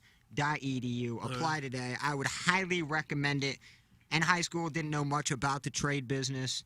I love where I'm at, but certainly, there's plenty of money to be made outside of a traditional college university. Well, sure. There it is, the Plowhawk talking it Yes, over. sir. I'm talking it over regarding James Carlton of the Carlton State Farm Insurance Agency in Webster Groves, 314-961-4800. He is my insurance agent, and I would like to see him become your insurance agent. They do all the paperwork for you when you make the switch. All you got to do is go to carltoninsurance.net or give a call to 314-961-4800. You might have an insurance agent who you've known for a while, or you just kind of inherited from your parents, and you're like, okay, it's fine, not a big deal. Well, I made a switch, and I can tell you there is a big difference between everybody else and James Carlton and his team in Webster Groves. 314-961-4800 or go online at carltoninsurance.net. If your insurance costs a leg and an arm, call James Carlton State Farm. We are in our Appliance Discounters 8 o'clock hour. Appliance Discounters, your hometown appliance stores featuring major brands like GE. The great Cal Kennedy. Doug, will he be there at the trivia? He will be there, and he just texted me. He said, "You were right again. I've already had 4 more people asked to sit with us, so we need another table now, and Fungo is in." Well, I hope he brings his sauce. Yeah, maybe he can reveal the secret ingredients in there. I was told Cal Kennedy is in charge of setting up and cleaning up. That's what I was told. Of what? Just at the school? Or He's got to set all the tables up, and then after all the walruses are done, he has to walk around and clean everything up. Oh, well, I'll give him a hand with the tables. Who's driving the forklift to bring the people out of the gym into their vehicles? Oh, God. They're going to need a forklift. Yeah. Probably the food and beverage manager, Blasey. That's me. I guess I'll have to step up. That's Cal. He's doing everything. By the way, Cal, if you're listening still, how was your cameo? I did a cameo for him for his birthday. All right. And that's how I was told he was cleaning up. He's in charge of cleanup. Okay. Janitorial services. All right. Now, this forklift that's going to remove the people, it's got the 2 big tongs that stick out. So you can literally lie the body sideways like cordwood. So you could get 5 or 6 walruses out with each. Not only that, Doug, we're going to have that reinforced chain to where, hold hanging, them down. so you can have the 5 on the flat and then a couple hanging on the chains that we put. Okay, that'll help.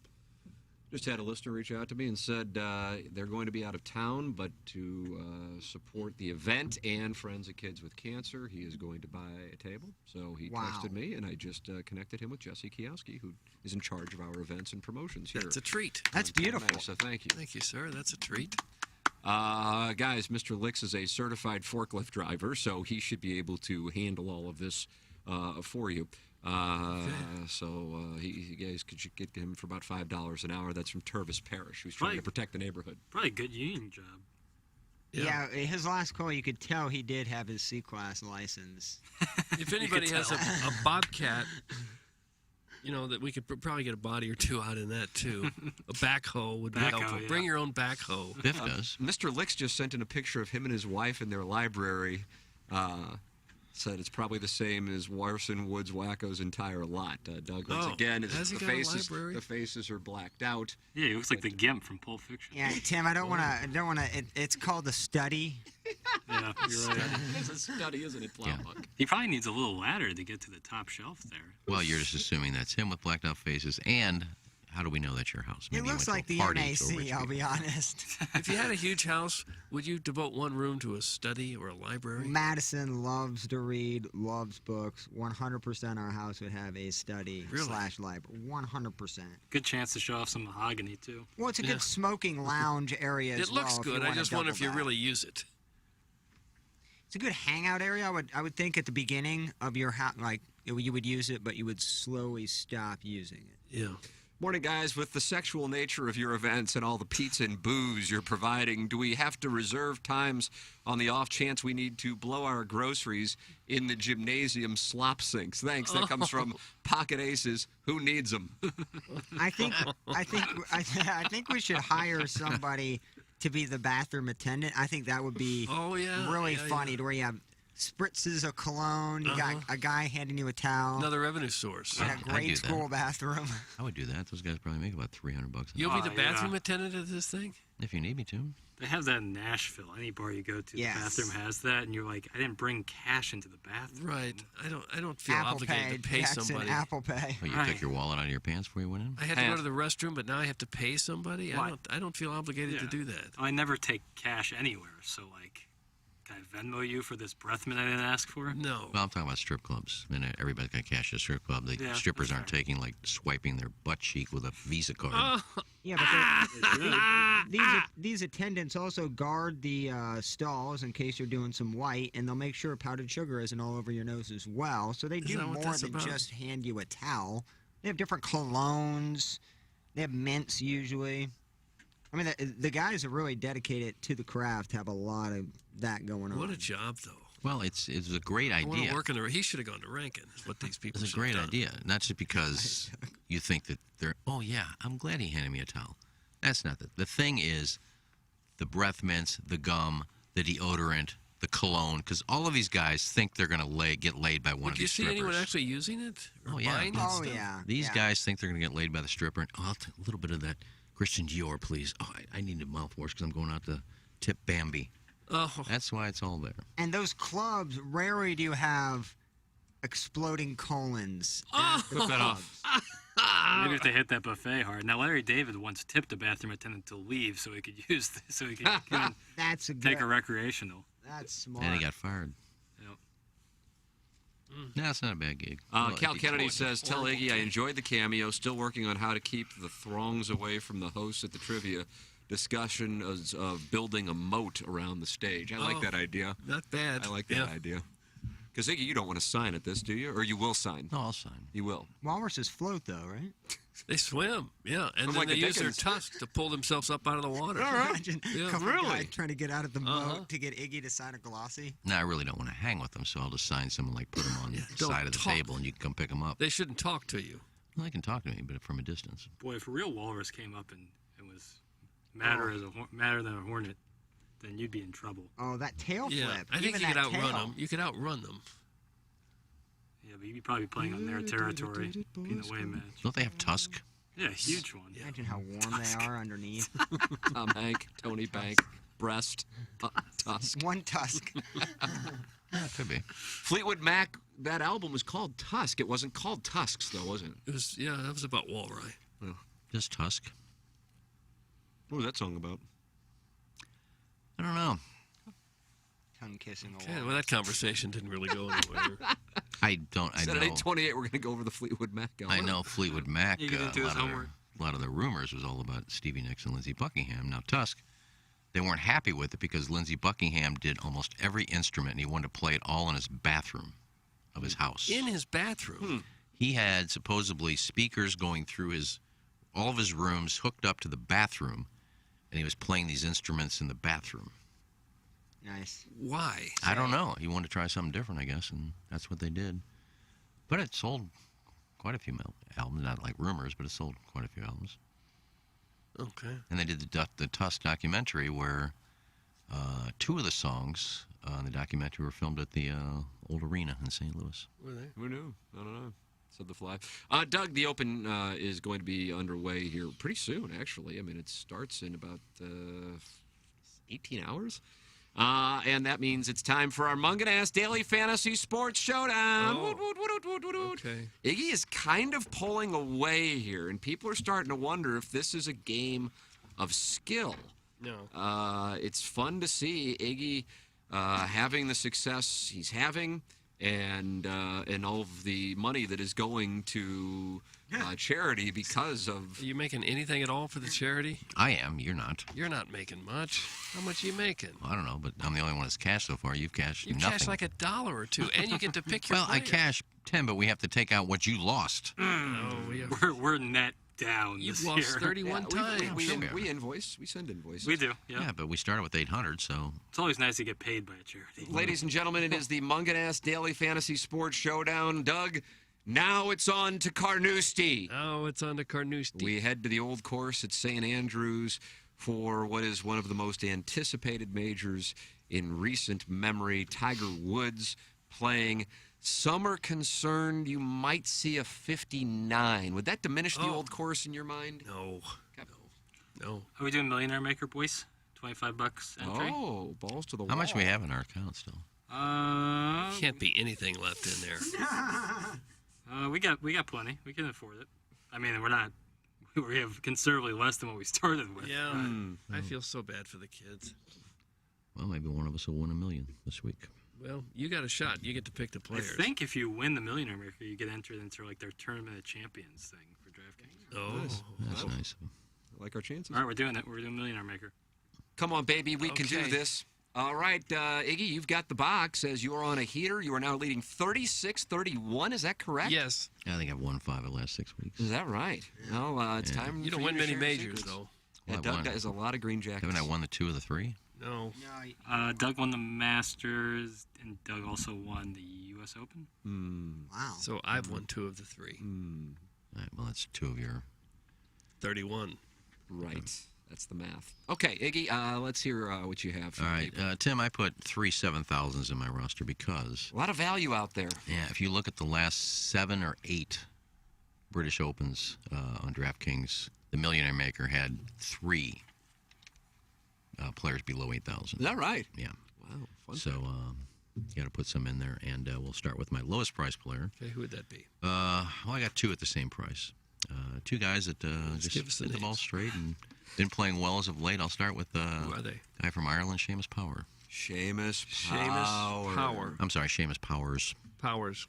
There's no S. I'll put an S on it though. Guy from Ireland. Doug, this is Okay. a huge pick for you. Not that big. Pause the music. Xander Schauffele. Oh, my God!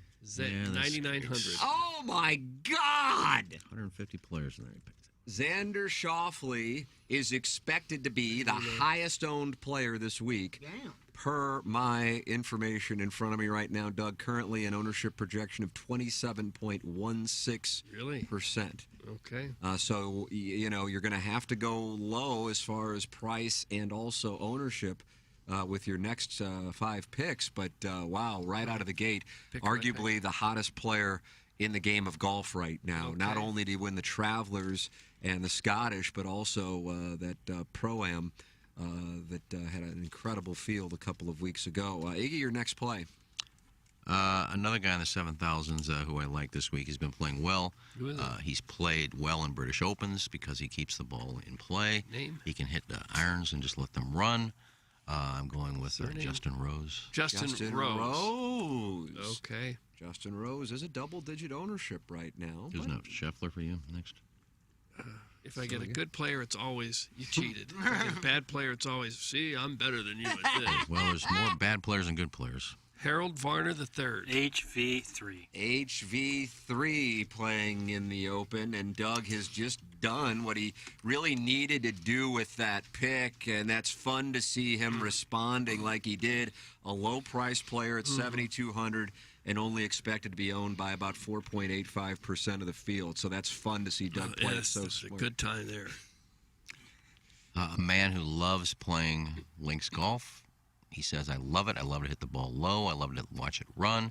I cherish it. Come on, he doesn't like it that much. Well, I'll show you how much he Cherishes cherishes it? He played the... He cherishes watching a ball He played run? the Scottish Open last week. After he made the cut on Friday, Yeah. he went out to... What did he do? Oh, I yeah, think yeah. Berwick. Carnoustie? Berwick. Berwick. And played, because he said it's his course he's always wanted to play. It's on his bucket list. He went out Friday evening and played golf. Max Homa.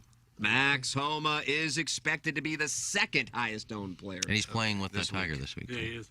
Okay, Max Homa. Okay. He cherishes it. He does. I like a guy who wants to play there. Guido Migliozzi. Doug going with another Guido European player here. Migliozzi. Or his first European player here. The Italian who seems to play well at majors. Doug, did that go into your decision? No, it's just whatever I grabbed. Oh. Blindly. That's the only time he plays well. Guy won a tournament and thought he was going to be great. Isn't he a lefty? Doug? I don't have the slightest idea. Hasn't done dick since. Wow, now Dick money. now you're mad. Now you're mad at me for Dick- picking the guy. Dick Before money. I was cheating when I got a good player. Now you're mad at me when I get a bad one. No, I'm glad you got Miggy. Is that his nickname? Yeah, Miggy. That's fun. Where am I going next here? Just read us the names of the people. Well, both these guys are you got in it written 8,000. down. We're going to the 8,000s now, Doug. Find someone who cherishes golf. I'm playing him for a couple reasons. One, he's playing really well now. I don't think he's missed a cut in like 5 months. Who would it be? But he played so well his last 2 rounds last week in Scotland. I think he made 2 birdies in his last 36 holes. This guy got a name. Tommy Fleetwood. Tommy Fleet. Tommy Fleet.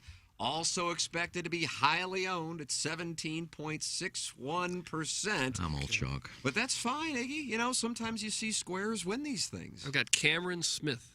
Cam Smith is expected to be highly owned at 16.22%. Doug, did you pick him because of the way he can roll the rock and the importance of putting in an open? I picked him because that's where my fingers went, and I couldn't see what was in the That's what box. Plowsy had sitting up that said Smith on it. Okay, now we're cheating again. Wasn't cheating the last pick when I got Migliozzi. No, now I'm cheating. There's 90% of those players in that box are those kind of guys. What average salary does Doug have remaining? He can play 8,300 Oh, is wow. his average remaining salary for the last 2 picks. So he can kind of play around. Okay, Doug, you can play around. Yeah, he's got Migliozzi and Varner, which has got to be low 7,000s. Varner is, I think, 70. Miggy is in his 6s. Miggy 6,800, Yeah. Varner's 72. Value City. Yeah, that averages out to 7,000. Where am I at? My 4th or 5th player? 5th player, I don't know. This is a hit and miss for me. He's been playing well. He seems to pop up in majors. I'm going to go with Tony Finau. Okay. Tony Finau, where you be now? Okay, hit and miss. That is a hit and miss. I'm taking a chance. Okay, who do I got here? Old JT Poston. The Postman has been playing some really good golf. We saw what he did at the John Deere, but he was lurking on Sunday at the Travelers. Is he a household name? No, he's not. Tom but is he Poston playing? Tom Poston was on Newhart. Yeah. He was. He was on To Tell the Truth a little bit. Funny guy. He pops up on those weak field events. Joanne Worley does. No, JT Poston as he did in the Deer. So you don't think he's going to pop up at the So I Open? didn't cheat that time, right? But when I got 2 decent players, I was cheating. I mean, what does Doug have left over? He's got 9,300 to play with. I mean, you can go out there and pick a player the caliber of Dustin Johnson, Shane Lowry, Hideki Matsuyama, Victor Hovland, Sam Burns. Who are you going with? Well, we'll see when I pick it. All right, who are you going with, Lee? I'm sure he's chalky as hell, but I just got a feeling this week. He's playing so well. He was in the mix last week until a double bogey derailed his Matty round. Fitz? I'm going with Jordan Spieth. Jordan Spieth, owned by 20.11% of the field, is the expectation at the moment. Doug, big pick for you here. There it is. He's got 9,300 to work with. Dustin Johnson. Dustin Johnson. Oh, my I God. mean, look at this roster. Listen to this crowd. He only has 100. I mean, this is one of the rare times where Doug goes all the way up to the budget. And then Dustin Johnson is a player with win equity who will not be highly owned. There has been a pushback from players in daily fantasy against the live golfers. I don't know if that's because of the PR campaign or just thinking they're not motivated. Dustin Johnson only expected to be owned by about 6% of the field. So Doug's total ownership is going to be low, even though he has the high-owned players of Xander Schauffele and Cam Smith. That's a shrewd pick that you just made. Your reasoning? Well, I was reaching as Ask far as I Plowsy. could for the box. Doug has a and I cashable turned, roster. And I just picked a name out. Plowsy. And might be a can millionaire. see it on camera. It's on camera. I Plowsy don't even lined 'em up look when I perfectly. pin them. Even if I line them up perfectly, Doug still has to pick them without looking. You wouldn't know where my chubby little digits so are going. hard to do. Flip that off. But It's I think- amazing that you've won like 5 in a row, and you still think I'm somehow cheating. It's all right here with cameras in my face, and you still think I'm somehow cheating. Well, you try to cheat, but I'm better at you. I'm better than you. So. How have I tried to cheat? And Doug would make nothing if he win $1 million. Why? I mean, why? We're playing for the charity, not you. Well, right. I don't need $1 million. I've got many of those. What would I do with another $1 million? Well, good luck to you. Oh, my God, that was so sincere. Well, good luck to you. Even though you're mad as can be right now because I luckily picked a couple of good players. I'm just saying, out of 150-something players, the chances of picking Schauffele, Smith, and Johnson out of one box is just remote. How about Varner, Migliozzi, and Poston? It would have been the same chance. Well, there's like 90% of those type players in there. I legitimately really like Doug's roster. Me too. I think the Poston one is sneaky good because he is playing at a very high level. So if he can make the weekend, that's Iggy, maybe we'll swap one week where I'll pick guys and you can pull them out of the box. Oh, there you go. That would be fun. And you're up 5, so you have that cushion and Well, it ability. won't count. We won't Why count. not? What? Well, because that's not the game. Well, if you win. I'll do it for fun when we play a secondary Do game. it for a game. Well, we'll do our regular game, but then a secondary game. Do it I'll for let you the pick. regular game. No, that's not that. I'm not going to lose. Well, you won't lose. I don't always lose. I got to pick a box I and I beat you lose. 31 times that way. Doug, I know where your chubby little digits will be tonight. That's Where? from Buzz. Where's that? I just read what's His in the house, paper. I guess. Yeah, it sounds like it. I got one digit that did get real chubby all of a sudden. Look What at happened, this- bro? Is look that at from this all your index finger. ball striking last night? No, it's been that way for a week or two. Ring finger? All of a sudden, my left pointer finger is like almost twice the size it used to be. The doctor said, we got to get an x-ray. I said, there's nothing wrong with it. Got an x-ray. There's nothing wrong with it. You're putting way too many fingers in people's chests. Maybe that's what it is. It's overuse. Now, you listen here. You know, that could be. It's bulking up. It's muscle. I got muscle on my finger. Doug the skipper is still catching some hell. What happened here, Jackson? We have audio from both the White Sox broadcast and the Cleveland Guardians broadcast of this Tony La Russa move that he is under fire for. What happened here? Sure. So TLR playing the Guardians. His pitcher throws a strike, and then Tony gives the sign to walk the batter. He's walking Jose Ramirez, and confusion about this. Jose Guillen has been just ripping him on every post-game show. Yeah, and he's like telling him, he's like, I love you, Tony, I love you, but you are not doing well. So this is we have both the White Sox and the Guardians call of what's going on. We'll do Cleveland first. Hit the lever, Plowsy.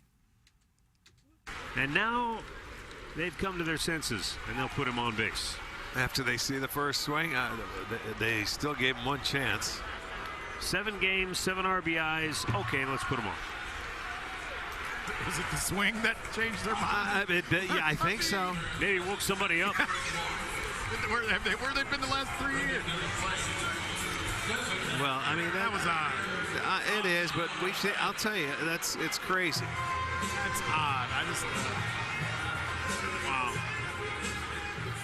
What does that do for the confidence of your pitcher? You get a strike on him, you go, no, don't pitch to him anymore. Doesn't anything. He's got to get this guy out and try and get out of the inning. He's got 2 outs. So they trash La Russa, and then they worry about the pitcher's psyche because they walked him after getting a strike on him. No, God didn't seem that fun. The score was 4-0 in favor of Cleveland. There was a runner on second. There was 2 outs. Bottom of the 5th. Good contact. Well, it would make sense to put him on. It wouldn't really make sense to say, here's one pitch, see if you can hit this out of the park. Okay, now we'll put him on. Right, intentionally walking wasn't what they were confused after seeing one pitch and that pitch being a strike. Is it possible that La Russa is just not keeping up with it quick enough? I mean, he is 77. He's supposed to have a bench coach and other coaches in there to talk to. I don't know. You've had Cox from the Braves. You have McKeon and the Marlins. I mean, you've had some older. You had Showalter there for a time. Buck. He's not that old. Showalter's not 77. No, McKeon was every bit of 70 plus when he was in the Marlins. I know. Well, people are different. Some people sharp as a tack at 77, and other people have long since lost it at 77. You know, and everything in between is possible. The White Sox broadcast is better. That's the better audio. So the Sox threw him a pitch. Yeah, they threw him one pitch, and then they decided to walk him. Apparently didn't like that pitch. But they're putting him at first base now, which is usually a good thing. Would have been nicer with a 1-0 score, but better late than never. Can I ask why you would do it after a pitch? No, I have no idea. I can't ask. No, you can. You can definitely ask. Okay. I can't tell you why, but you can ask. Might have felt maybe he hit a line drive at somebody. When he didn't, they walked him. But I probably don't think not. that's it. I think there might be other reasons higher on the list. We've seen some stuff. Yeah, we have. Is it possible that they told the pitcher, we're not going to intentionally walk him, but don't give him anything to hit, pitch around him, maybe he'll go chasing, and he got a pitch right down the middle, and they said, okay, you don't have good enough control to pitch around him. Just walk him. Is that possible? Yeah. Both broadcasts seem awfully confused. Yeah. You're still beautiful, sweet prince. That's from Conclusion the Stripper. Yeah, I said Jose was Ozzie Guillen, is who I was talking about. Former Sox manager. Yeah. Who was he's like he always talks about how much he loves Tony and then goes in on him in his post game. Oh, him and Scott Podsednik, Yeah, Podsednik just Podsednik, went in on it. Producer Joe got sideways with Scott Podsednik when he called looking to talk to his then wife, Lisa Durgan, Right. The morning after they won the World Series. And I think Scott Podsednik told him to F off and die and never call again. See, that's why I couldn't handle that producer job. I don't want to call people. I don't want to bother people. Say, will you come on an interview with people you don't know? Was he booking for TMA or Mitch in the Morning? He did appear on Mitch in the morning. Probably both. He wanted her both. Yeah, I would think so. Score points with both stations. I had no problem getting Durgan on. Of course not. Wow. You're different. Guys, I'm a Buzz Lemming. More Buzz, less Mr. Licks. That's from Sniffin' Holes. Sniffin' Holes revealed that he is texting into Balloon Party as Hugh from Marlboro. That you should be able to tell immediately, right? That that's a listener. No, because again, it's yes, it was some anti-NBA take that was very vivid, and even above and beyond for that, and then later revealed that he is indeed Hugh from Marlboro on 101 ESPN. He's like one of 20 residents in that city. Doug, it's not a highly populated. It's like 3 blocks long, isn't it? Right. It's where Coral Courts is. Yeah, used to where be. Marlboro Lanes used put to in be. yeah. Sunset Lanes now. Not a lot of people living in Marlboro. It kind of looks like you just drove into 1952 or something. The name kind of suggests it. Yeah, very little of the businesses have been updated. Guys, where's Lisa Durgan nowadays? Thanks, Green Park Goblin. Doug, Lisa Durgan. I'd be afraid to call for see who would answer. What names are going to call me? Let's see what's going on here with Lisa Durgan. She's 51 now. She was married to Scott Podsednik from 2006 to 2017. She got tired of the phone call. Was she on the Best Damn Sports Show? I think so, Iggy. I think you're right. I think she did updates there. Well, okay. Well, I got her on. Of course. Would you consider yourself a better producer than Joe? Yes. Well, don't dismiss it like it was a stupid question. He was pretty good in his own right. Wasn't he? And Lisa Durgan might have an OnlyFans. Really? Does that necessarily mean that she's nakers? No, it does not. No, not at all. She has an OnlyFans? I'm surprised. I don't. Maybe this is just her OnlyFans pictures were leaked. So I don't. Well, that would appear to indicate she has an OnlyFans But account. the source isn't the best. So Okay. But nonetheless, she looks like a type of gal that I'd subscribe to. Did you ever start your own OnlyFans account? No. That kind of died on the vine? Just worried about just how horny I get. What? While you're posing for the pictures? That and like I'm just worried about, making enough money for, to reveal the hog. Because once it's out there, I mean, the internet is written in pen. If it goes out there. Once it's out there, yeah, the mystery is. Well, couldn't you claim that it was photoshopped? That's not me. No, I wish that was me. I want to be honest and transparent with my subs. Oh, do you? So that's out. The OnlyFans. No, it's not out. No, you're just and considering. subs is subscribers, Doug. Oh. Not submissive bottoms. Okay. But maybe both. Both are fine. Both of them. I prefer both, actually. Yeah. And what would it take to convince you that this is indeed the right way to go? I don't know if there's any convincing, Doug. I could do it, today if needed. I just want to make sure it doesn't die on a vine before it gets going. Yeah, I can see that. Want to have content. Want to make sure that there's a path that I'm taking, for the ultimate hog reveal. You thought you could make big money that way? I don't know if I thought about it. I think it would be good. Some money. And fun and show fodder would be good, and I think it would really make everybody uncomfortable, which I think is funny. I think the listeners who happen to subscribe to my page might get a little bit. Well, you think you could make any money by not revealing everything, by leaving something to the imagination? I don't know. I could talk dirty, give a hot take, and like underwear. I think that's something that could be an option. Maybe that would be better. Yeah. Think of a funny name that I could think of. Well, you got to tease him at first. Have a cash machine. To in the show a little background. tuft to let them know there's more coming. Here's a tuft pick. There was a girl that I followed for a long time. Her name was Christina Model. Christina Model. Model. Wonderful marketing. She was a model, wasn't she? Yeah, I think I'm Tim, talk show host. I think her name was Christina Lucci. That's how last names got started way back when. But If your last name was Hunter, it's because you did the hunting, or if your last name was Smith, because you were a blacksmith or a tinsmith or something. That's where they come from. But go ahead, Iggy. But all she did, and I think she started when she was like 18, 19. And all she did was dance. 18, 19? That's correct. 18 fresh or- off the War of 18 or 19. British burned something the like White that. House. Her and Old Hickory. And all she did was dance. Dance in 18, 19. That's correct. She was either 18 or 19. Oh, she was 18 or 19. Yes, she was a teenager still, but of age. but- Recently.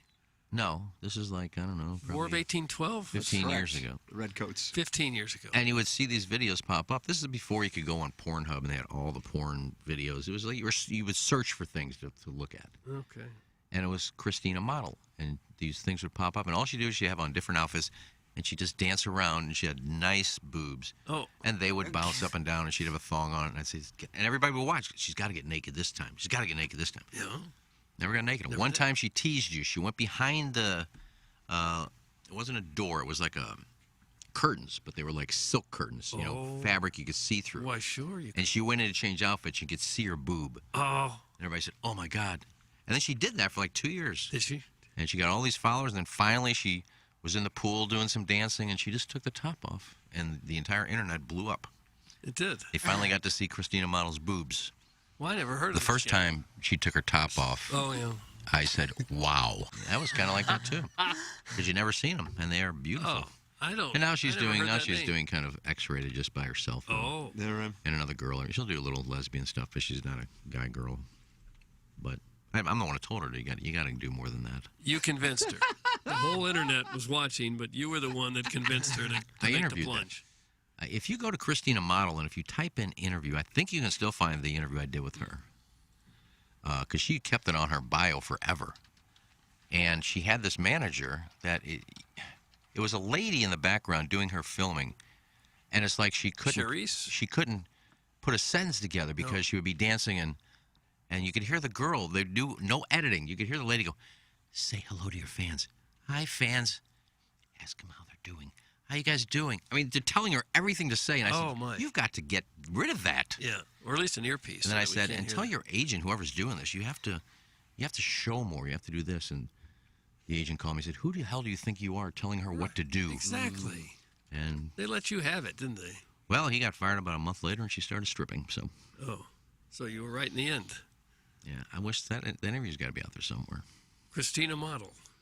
You haven't Googled her yet? I looked it up. I couldn't. What do you got on it? I couldn't find the interview, and a lot of stuff I don't want to click on. Oh no. Stag. You get a little virus. What's your phone? What do you care? No, I'm looking at. I'm looking up this. I think if you type Christina Lucci, Lucci, I think was her real name. As of a year ago, on her bio page somewhere, her website had interviews, and there was Iggy. Probably a terrible interview. Okay. Well, I don't know. So there's a girl who did tease, like if Flossie would tease for a period of time. Yeah. You want more, and you keep watching, hoping this is the time that top comes off. Right. And it didn't until you told her to. Maybe no. Now she started. I said you need to do more like naked and vibrators and things. Oh. Yeah, a lot of the. And that's when the agent called and said, "Who do you think you are?" Yeah.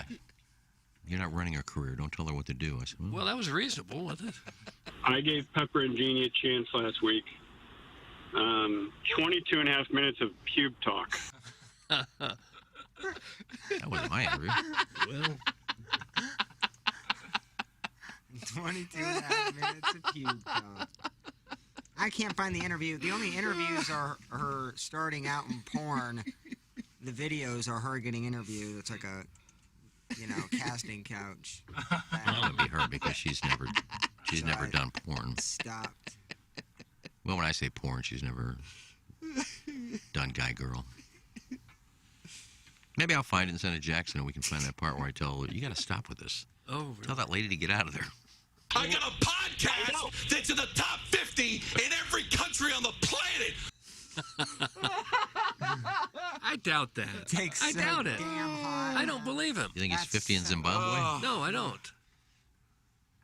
I don't believe he's 50 in every country. You've told this story before, and no one cared then. What makes you think I don't anything remember has it. changed? That's from Turvis Parish. Stephen Wildwood, you have told this story 50 times. Thanks, where's Cindy when we need her?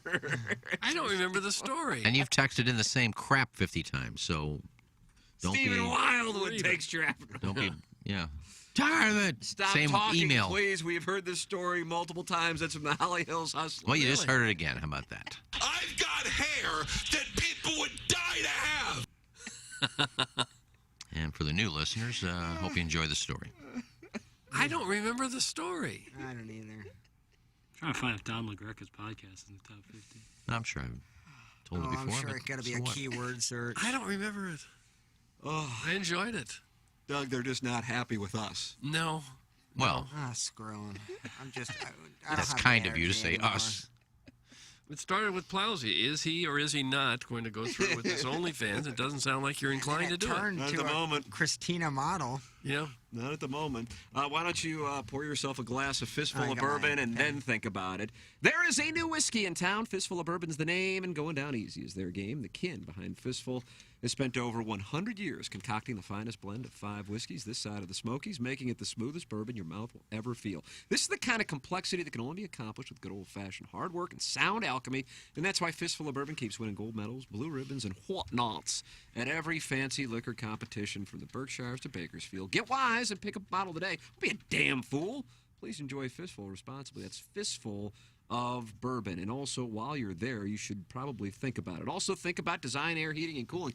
Yesterday, the weather was choice for mid-July in St. Louis. And, Iggy, I think we're going to have more of the same today, it looks like. We have more of the same for about the next 5 days. Is that Oh, do right? we? How do we do? I see thunderstorms in the forecast, at least according to my phone. I'm not saying Iggy's saying that. Oh, no. On Sunday, but that's fine. Pony up and watch Tiger win the 150th Open and watch Chris Nagel win the Barracuda. There's how you spend your day when you got storms on Sunday. But in the meantime, if your air conditioning goes out, you go to designairservice.com. It's Design Air Heating and Cooling, the official HVAC provider of TMA and the Tim McKernan Show podcast. We released another new podcast yesterday, episode 502, Design Air Heating and Cooling. And in this episode, a request for a deep dive on the history and the details of the Girl Next Door contest. What a wonderful suggestion by a listener. So we will be setting the table for that for episode 503, Design Air Heating and Cooling, online at designairservice.com. If your air conditioning goes out,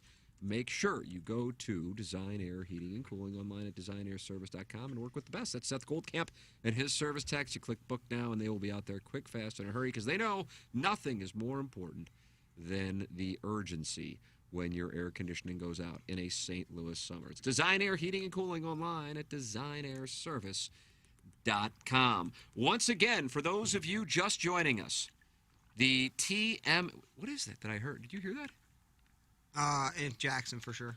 What did he do now? Taking a drink. I just Oh, took is a that what sip it was? of water. Oh, come on, Jackson. I Come on, didn't know it man. was a sip of water. I heard something and I go, oh my God. Tim was in the middle of a live No, no, read. no, no, no, no, no, no, no, no, no, no, no, no. Okay, I was just disappointed in him. It just was an odd sound, so I was like, Okay. I'll quiet my gullet. It was kind of a...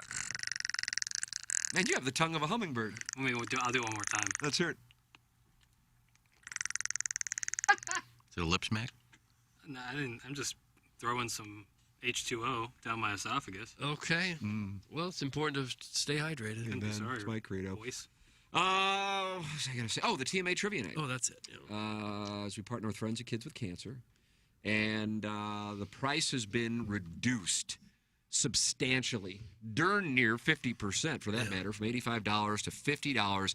It includes all of your Salt and Smoke from the great Tom Schmidt, all of your Uncle Leo's from the great Miners Brothers, Doug, John Miners, who we are partnering with for Friday Night is Pizza Night this week, and then also all of your Urban Chestnut beer. Everything. I mean, it's not like we go, okay, well, 2. No. And then a bottle of effing vodka on each table. Saturday, July 23rd at St. Gabriel's Gymnasium. And once again, we want to emphasize this isn't just like a guy's night. No. We encourage you to bring... My wife's going to be there. Is she? Anna Marie will be there. Plowhawk Madison coming? Oh, yeah, she should be there. There you go. Oh, I don't that's see two. why she wouldn't. Yeah, two. Jackson is that girl you took to Canelo's coming. That could be- Possibly, who knows? Oh, three. Well, R.I.P. to that relationship. Once she sees the Think that'll- walruses eat a whole pizza before it even starts. That'll bring down the curtain. Oh, and all of a sudden, caller Ellen just texted in, H2O down my esophagus. Jackson is cute. That's from caller Ellen. Oh, wow. I was taken by that line. Yeah. Brewing up a little brine. You never know what line's going to get him. The man said just brewing up a little brine, Doug. It was wonderful, and it was alliteration. Right. I wonder if Elsie will like that. Yeah. How could you not? Yep. Well, we all like brine. Yeah. Oh, yeah, for sure. Go to get your tickets at tmastl.com. Even if you have no interest in the trivia, you get all this food, beer, and vodka, and it's $50. And portions of the proceeds are going to Friends of Kids with Cancer. So it's just like you're hanging out with TMA listeners. Yeah. The trivia can just be in the back. Don't even do it for all we care. Just hang out. Right, You know? sure, yeah, sure. And it's at St. Gabriel's Gymnasium. Mm-hmm. You get to see Iggy. You get to see Doug. You get to see the Plowhawk. You get to see Jackson. I will be behind a curtain. I will be behind a And curtain. certainly no direct eye contact if someone should see you. That's correct. I don't know how you would just because of the curtain setup, but yeah, I will. But you will see the other four members of the dais, and you will see the banners at St. Gabriel's. Are you expecting a candlelight vigil at your boyhood home down the street? I would hope so. I would hope so. It'd be weird if there wasn't. Just people holding candles, just chanting Tim, Tim. Mr. Lick says I'm half tempted to buy a table and just sit there by myself. That's from Mr. Lick. We need a guy that takes up a whole table, 3 pizzas, and a whole bottle of vodka. You'd get a lot of food. That'd be a great To be value. clear, it is 2 pizzas and toasted ravioli. Okay, thank I'm you. told. Thank you. Sorry about Yes, that. My bad. Because I could see a situation in which after somebody has a few urban chestnuts and maybe a little nip of the effing vodka, that they are just banty as all get out because they thought they were getting 3 pizzas. It was, but now it's 2 pizzas and or toasted ravioli because Uncle Leo's can only handle so many pizzas at one time. So Right. that is the reasoning for it. Well, that's still like 4 pieces a piece, isn't it? Plus barbecue. Yeah. Plus booze. Plus beer. Yeah. Maybe we should all get $50. after it. We should all, really lean into one. Oh, I'm getting lit up. Are you? Are you I'm gonna really? scold the hell out of everybody there, like Larry Nickel at You Park are? Park Village. And then people will say, The heel turn. That was one of the best moments. One of the most stunning moments in this show's history. And considering the moments that we've had, Yeah. when Larry Nickel got up on the stage at what is now known as Bailey's Midwest Live, Yes. and halftime of the AFC Championship, and just berated the I mean, Oh, they had it coming. he went It was like full- Jim Morrison in The Doors. You surprised. people have your noses pressed in a world of S. I was going, what the hell happened to Larry? I think after me and Larry got off stage, I think I realized we'll never be there On stage again. Yeah. and this was shortly after you were called a lesbian. It was actually right after. Someone mistook you for a lesbian, Gil? I think the conversations were, I came here to watch a football game. Who's this lesbian on stage? Ouch. Yeah, it hit pretty hard. Yeah, that hurt your feelings, didn't Oh, it? great. Now there's a lesbian doing comedy. Calling me a twink. I didn't know what that meant. at the Doug, if the time. Walrus can't all fit at their table, may they utilize the diaper changing station in the men's Oh. room as a table to scarf down their pizza. That's from Roger Sweetwood. I guess they could. You think there's a chance these people will be so big that they don't fit around a table of 8? I think the chairs is what I'm most concerned with. Oh, I hope they're reinforced. Well, there should be bench seating there too, right? They could fold the bleachers out. It's a Oh, gymnasium. yeah, bleachers. Oh, man, those bleachers are usually packed. Packed. There's PSLs for those things. I bet. Yeah, why wouldn't there be? Imagine an email from St. Gabe's. Hey, buy your ticket packs. Send Iggy on a smoke break ASAP. That's from Beer Cats. What does that mean? I don't know. I haven't said a word in 10 minutes. And he's still upset. Literally I've not said anything since Sim started the live Well, spot. why would he be upset with you now? Now I need to go get a smoke break because I'm talking too much, or maybe I'm not talking enough for you now. I don't know. Buck Swope has pulled a screenshot from the 1380 Oh, my. Woman website. One of the funniest things I've ever actually witnessed. It's a picture of Iggy, I guess, booking a guest, and it says Kenny Iggy Strode job. Wow. It's so bad. Dude. Okay, Kenny, I'm reading. This is what's it. The screenshot's phenomenal. Kenny Iggy, you might want to put this out on the Twitter account Yeah, and I got on the Instagram, Jackson. Kenny Iggy Strode job, no apostrophe S, is to oversee creative content for all shows. Quote, the best shows are when the hosts are open to the producers, no apostrophe S, ideas, end quote, says Strobe. That is from the two sentences. I mean, they just dug. Where was It's this at? surprising on the 1380 The Woman website. Yeah. I had nothing to do with that website. I know that. Well, you you were don't think the anybody would ever think that you did. You were the executive producer of the thing. You oversaw all the content. You're president of That content. quote is also like super sassy. It's like the hosts suck. Listen to me. And I think said I did. Strobe was like the best. They think so much of me they can't even pronounce my name or spell it correctly. And then you look at the show rundown and you go, wow, how did this not work out long term? What, you got a rundown right there? Yeah. The rundown. Life happens, trending news. Nice. This is for Let's Talk Shop.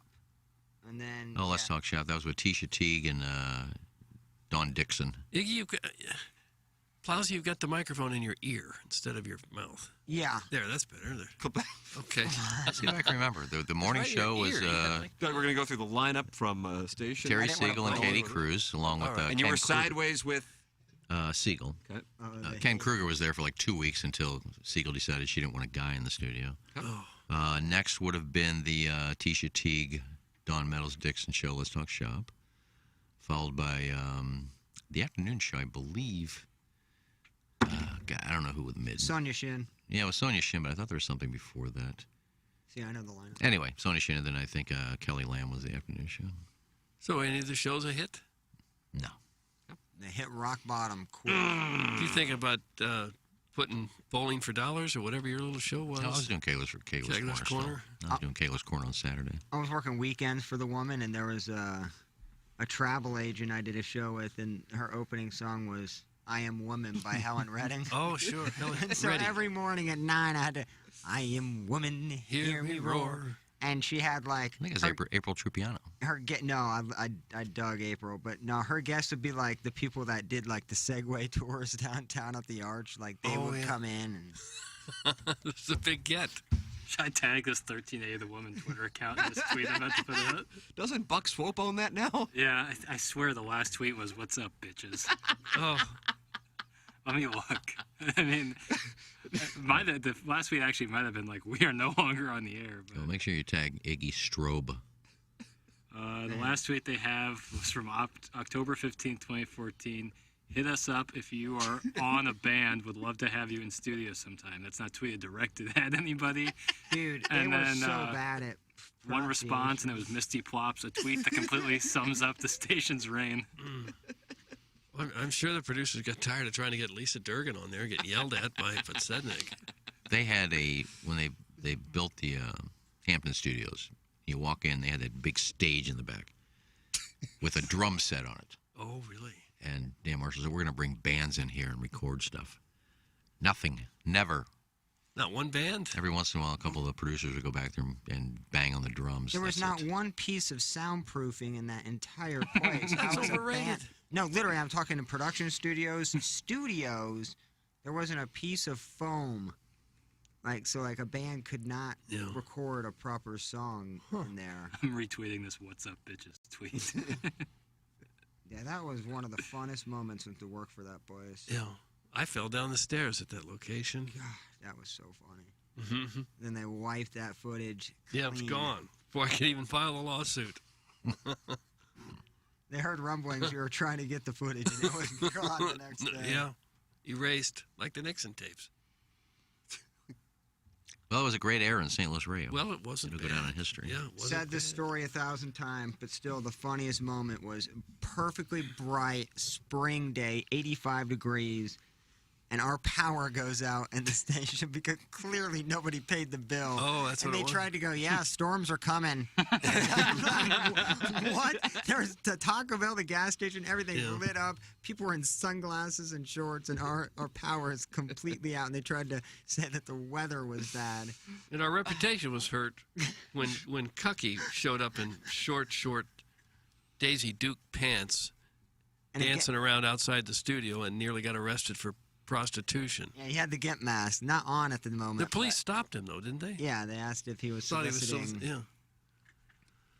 Oh, brother. God, the power being out. Nobody knows the trouble we've seen, the trouble we've seen, the trouble But the we've seen. stories, Doug, that's what really you're in it for. Nobody knows our sorrow. Bearcats, anything? Let me see. We got a lot of text coming in. Let's see. A mannish lesbian doing an ad-lib stand-up routine comprised of sophomoric pot culture observations in front of ambushed, God-fearing families. That was when the show most definitely advanced. That's from a new poll eligible. Yeah, they were not ready for that. No. But when they were berated by a wrestling reporter. Well, nobody's ready for what Larry did. Some were probably just tourists. They were checking the place out, getting a quick bite to eat, and they got people yelling at Literally them. pointing at people and calling them up to a stage as if they were actually going to wrestle. Like, he was pissed. The only thing that would have made it And better is wasted. if they paused the AFC NFC Championship games to put all the screens on Quasi and Larry. Oh, man, the lesbian. Doug, we haven't been invited back since. No, won't be either. Won't be. Send your emails in the morning after at InsideSTL.com for our Design Air Heating and Cooling email of the day. We will take a commercial break, come back with our Maggie O'Brien's 9 o'clock hour. This closes out the Appliance Discounters 8 o'clock hour here on 105.7 HD2 FM, The Potted Plant, TMASTL.com, and YouTube.com/TMASTL. Here's Action Jackson with 3 more ways to get TMA content. Watch TMA on YouTube. Click the bell to subscribe. Download the podcast. Find it at TMASTL.com or wherever you podcast. And check us out on TikTok at TMASTL. Thanks, Jackson. It's the Ryan Kelly Morning After on 105.7 FM HD2. There's a new whiskey in town, Fistful of Bourbon's the name, and going down easy is their game. The kin behind Fistful has spent over 100 years concocting the finest blend of 5 whiskeys this side of the Smokies, making it the smoothest bourbon your mouth will ever feel. This is the kind of complexity that can only be accomplished with good old-fashioned hard work and sound alchemy. Get wise. Pick up a bottle today. Don't be a damn fool. Please enjoy Fistful responsibly.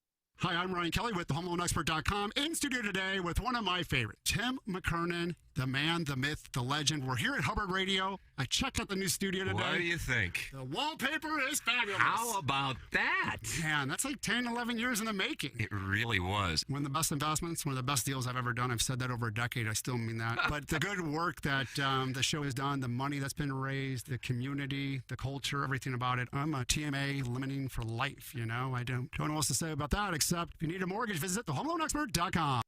This is Tim McKernan. I'd like to tell you about a company I started just a couple of years ago and they still own. And it's called Sound Story. It's essentially a 1-hour interview that we do either in person or via Zoom with mothers, fathers, grandmothers, grandfathers. They come in and they tell their stories, education, growing up, and of course, family stories, the wisdom that they can share with their loved ones for generations to come. It's an audio heirloom. It's Sound Story. To learn more, go to mysoundstory.com. Hey, it's Jackson for Rosalitas. TMA listeners know that Rosalitas Cantina has the best patio and the best Tex-Mex in town. From tableside guac to piled high nachos, the amazing menu at Rosalitas is full of classic Mexican dishes.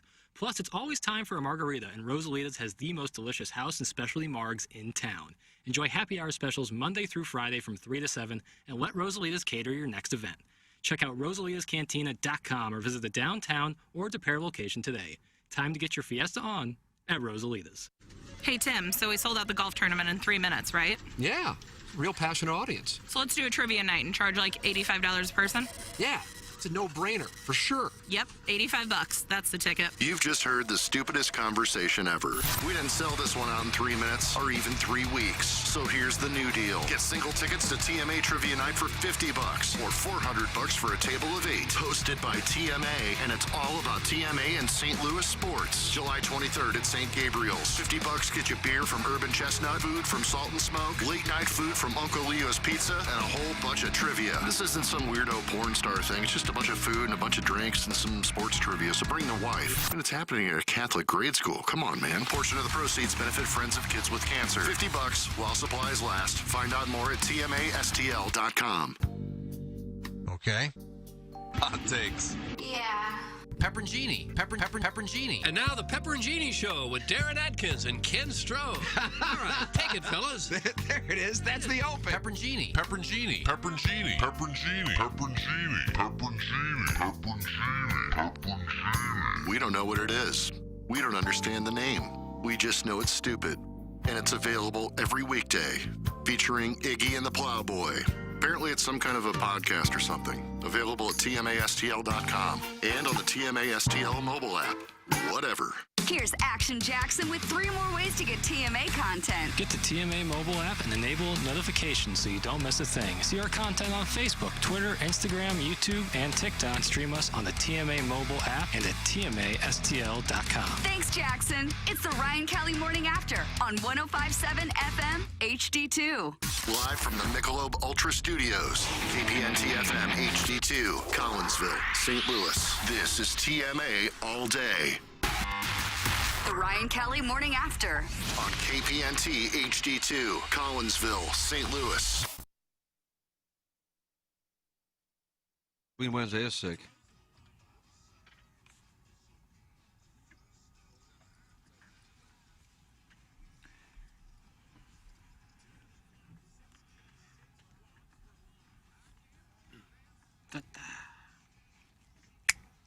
Doug, you know Dan Beal, don't you? Dan Beal. He sent an email with a video of a guy folding pocket aces on live TV. Really? But it was not from the World Series of Poker. So he said he saw it in the World Series of Poker. I haven't seen that yet. So if somebody has it, Iggy is not here at the start of the Maggie O'Brien's. He's on assignment. Yeah, he's on assignment. What assignment did you give him, Jackson? I told him to book a couple pap smear doctors for tomorrow's show. That's awesome. So we'll have that in both the 8 and 9 o'clock. The That'll be fun. discount is 8 o'clock. That'll be fun. O'Brien's 9 Yeah, o'clock. that'll be fun. Now, the moneymaker year, I saw a few people fold aces on the flop. Now, I folded aces on the flop early on in 2008, but it was after the flop.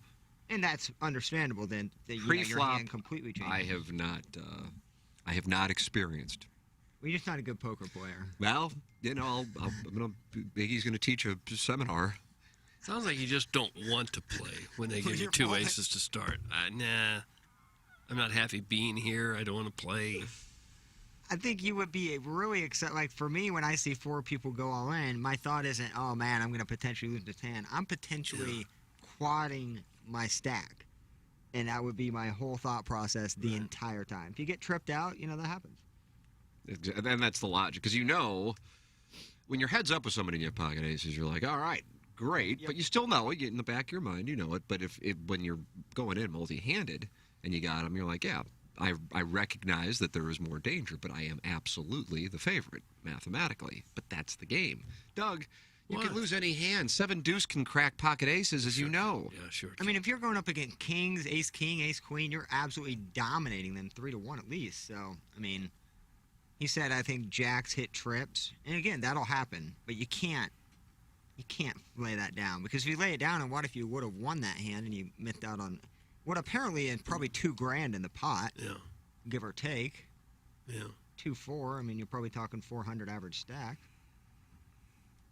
It's big. Well, that's why you spend your time at family golf, because then you get better at that game, and you get away from poker, which may or may not have played a role, in your divorce, and spending too much time isolated and ruining your moods on weekends when you would bust out of tournaments. So then you switch your obsession to golf and go to family golf. Hoping to catch the eye of the Live Tour.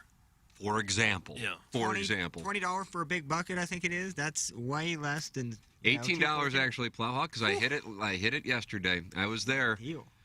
Nobody bothered me. Thank you.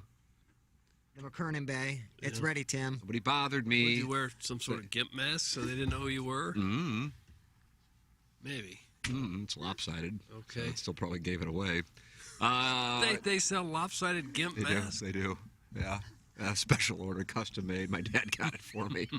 FamilyGolfOnline.com. And when you mention that you are a TMA listener, you get 50% off a swing analysis. The bee's knees is the short game area. Listen, you can bang a bucket all day long, and please do. I did yesterday. But you want to shave strokes, short game area. And that short game area that Adam Betts and the staff at Family Golf have built is absolutely incredible. You got bunkers, you got different types of grasses, which is a shrewd move. It's incredible. And Doug, you can hit from tight lies, you can hit from the rough. I don't know what's been bothering you. If you feel like you're chunking your tight lies, not falling over when I swing. That's they have a special booth for that, a padded booth. Or bumpers like bowling. It's Family Golf and Learning Center, a premier golfing facility for all abilities and ages. Family Golf. And while you're there, you should probably think about it. Text in Engineer Design Facilities. Text inbox 314-881-TMA5. Call in. No calls yet today. Mr. Licks oftentimes calls in, has decided to pass today. We had Raby. Oh, yeah. Well, that was Maggie from Clayton. Yeah, that's right. The number is 636-9004 TMA. And, of course, email in for our Design Air Heating and Cooling email today, the morning after, at InsideSTL.com. That comes your way in about 24 minutes for our Design Air Heating and Cooling email of the day. Jackson and I are going to go deal with this Robert Thomas news. Robert Thomas, per Jeremy Rutherford, is signing an 8-year, $64 million contract extension with the Blues. The 23-year-old will be receiving quite the raise, Rutherford writes, from his current $2.8 million average annual value after a productive 21-22 season. He scored 20 goals, reaching that plateau for the first time in his 4-year career, and he led the team with 57 assists. The new deal will begin in 2023-2024, when Cap Friendly has the Blues listed as spending about $47 million so far toward the projected $83 million cap. Thomas's deal would put them at about $55 million on 10 contracts, leaving them without $28 million in available space. They will have several unrestricted free agents, though, including O'Reilly, Tarasenko, and Barbashev, along with a notable restricted free agent in Jordan Kyrou. Man, Bucci is still tweeting out about Tkachuk to the Blues. I feel like that might be... Like just this morning? Well, he just subtle little tweets about Tkachuk, still framed with the question emoji, where the guy is like putting his. I just think since Thomas's deal doesn't kick until next year, Tarasenko's off the books next year. I think that one's still in play. That'd be fun. See Tarasenko and Thomas on the same line, or Tkachuk and Thomas, excuse me, on the same line. I could be wrong, but I think an 8-year contract that may be the longest contract the Blues have ever given somebody.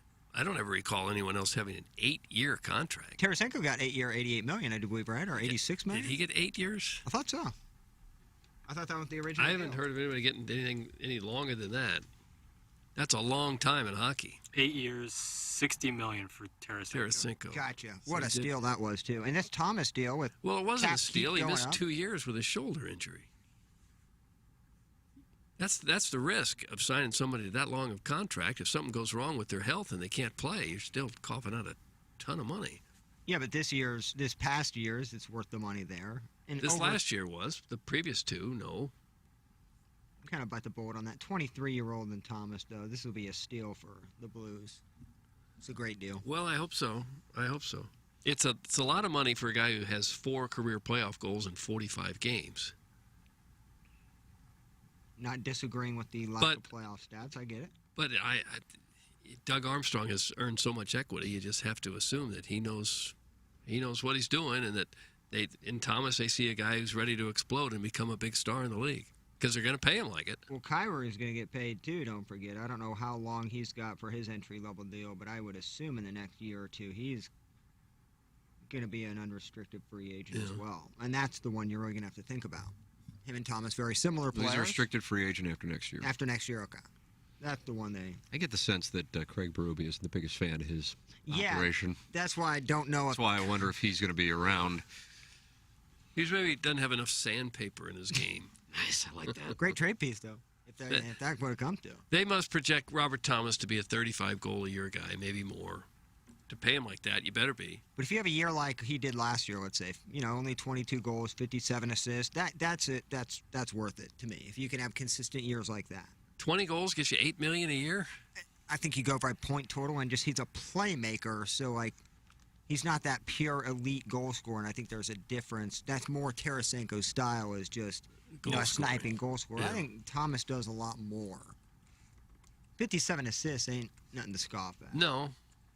Don't say ain't. I like it. Isn't. But sometimes with assists, you're getting that second assist where you didn't really directly lead to the goal. You know, the assists are, it's the same in basketball. You got to be careful with that assist stat. Although there's no doubt he's one of the better playmakers in the league, and certainly probably the best passer on the Blues. It's our Maggie O'Brien's 9 o'clock hour here on the Ryan Kelly Morning After. Feel free to get involved anytime you would like, and also feel free to support the sponsors, because that's the name of the game. And we have a new sponsor on the Ryan Kelly Morning After by the name of Centric. If you are looking to make a change in career, Centric can make that happen for you in quick, fast, and a hurry. And a career change in IT, and they can train you in just 4 months. Want a career with unlimited opportunity? That's IT. Want a career where you can work from home? That's IT. Want a career where you don't give a flip whether it rains or it's sunny and 99 degrees? That's IT. And Centric can make that happen for you even if you have no IT experience. If you're not happy with your job, call Patrick Nealon at Centric Training today. He'll walk you through Centric's hands-on program and show you how they help get you started in your new IT career. And then the only time you'll have to worry about the weather is when you have baseball tickets. So call 314-450-4714 or go to centric.com/STL. That's CENTRIQ.com/STL. Technology is the future of St. Louis. Centric can make it your future. That is Centric, a wonderful sponsor of the Ryan Kelly Morning After. And Stratum Structural Systems is a wonderful sponsor as well. When it's this hot out, that's when you can have foundation issues, and Stratum will come out and give a free inspection for you. And if they do have to do a repair project, when you tell them you're a TMA listener, you get $100 off your repair project. 314-620-8153. Think local, think Stratum, and work with Brett Groman. Work with Matt Ford. They are local with offices in Chesterfield, Missouri, and Columbia, Illinois. Better Business Bureau accredited with an A+ rating with 0 customer complaints. No other major foundation repair company in St. Louis can say that. It's Stratum Structural Systems.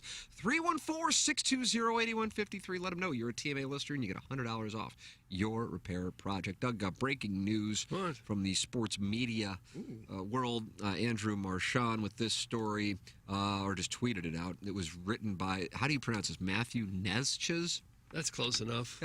ESPN's This Just In suffered a low blow after running an entire segment on a fake Ja Morant quote, apologizing for the mistake on air on Tuesday. In the bogus statement, which originated from the parody Twitter account Ballsack Sports. Perfect. Morant claimed Michael Jordan would be seen as, quote, just another superstar if he were to play in today's NBA. Quote, if you put MJ in today's game, he's just another superstar. The fake quote, which was liked over 25,000 times on Twitter, read. And ESPN went with it, then had a debate segment on it. Of course. Yep. Jesus. They dedicated an entire segment to it. Yes, they did. And then what was the apology? He absolutely did not say this in the interview, and I can't believe it was broadcast that he did. There should be a correction issued for that. Taylor Rooks actually did the interview, and Taylor Rooks said that he did not say this. Morant responded to Rooks' tweet by writing, "These people crazy," with a crying, laughing emoji. David Jacoby issued a live apology on This Just In the very next day. Quote, "We made a mistake. We attributed a quote to Ja Morant's appearances on Taylor Rooks' show on Bleacher Report that he simply did not say. On behalf of the network, the show's staff, and myself, I'd like to apologize to Ja and Taylor for our error. We will work hard to make sure it doesn't happen again." Shockingly, this is not the first time ESPN has fallen victim to Ballsack Sports. It's true. Fictitious reporting back in April. Stephen A. Smith cited the source on an episode of First Take in which he falsely claimed James Harden and the Nets reached a breaking point after Kyrie Irving called him washed. Doug, there it is. Like, it just shows ESPN is so, at its lowest point it's ever been. Ballsack Sports has got a few people.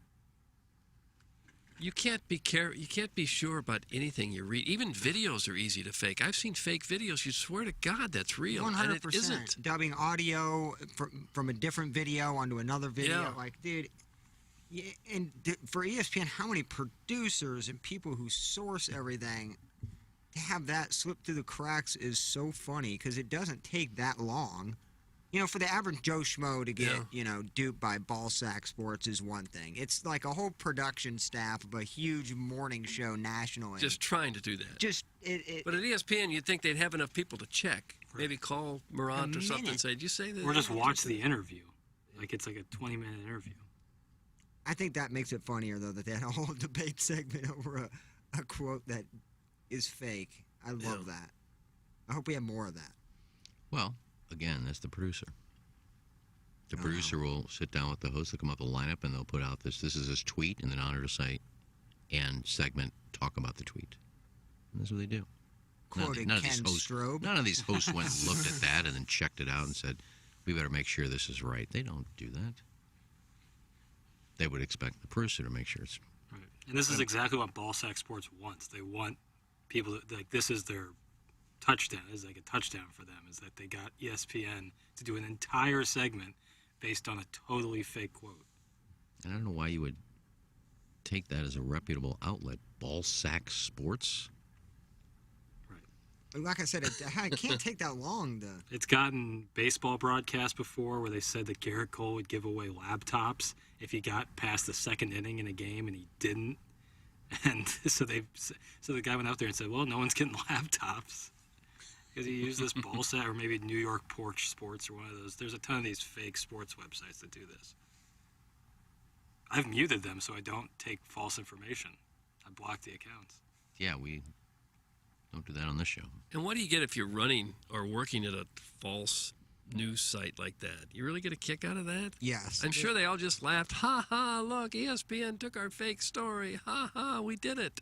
I believe Ballsack claims that they are doing it to, like, so that people vet their sources, so that people are double and triple checking their sources, and this is a prime example of that not happening. This is like V for Vendetta. It's like they're just wanting people to be held accountable. I guess. That's And a I nice like thing to say to cover your own. Right. You know what Buzz Bissinger was upset about when they did that round table? He's talking about all these bloggers that are now getting into the press box and they're not even real writers. And did he look at Costas or Joe Buck and go, "What's this guy's name? Balls Deep?" I don't know if it was Balls Deep or Balls Sack. Oh. But he was complaining about the person's handle. Yeah. Buzz Bissinger was kind of a banty little rooster, too. He was. Yes, he was. We love banty little rooster. We do, yeah. Didn't he like dressing in women's clothes? Oh, I don't know about that. There was a whole thing. He did a whole thing. He came out. He did? Maybe it was just, he was into leather. Yeah. What? Yeah, he did a whole thing. Complete different. Yeah, he did I a don't whole know. thing where he said he had a whole another persona that nobody knew about. Maybe that'll be our Pepper and Genie. Because we had him on this show once. We did. Interviewed him a time or two. Yep. He was a bandy little rooster at times. Well, that's what I'm thinking about, doing a movie with Billy Bob Thornton on 3 Nights in August. Guys, I've read something that was ridiculous from Ballsack Sports, that there was a guy who folded Ace's pre-flop. Wedding tackle. Well, it wasn't a lie. They got that one right. Didn't know they were covering that event at Ameristar, but maybe they were. Maybe I was playing against a guy named Ballsack. Scott's wrinkled Ballsack has issued a statement. Oh, no.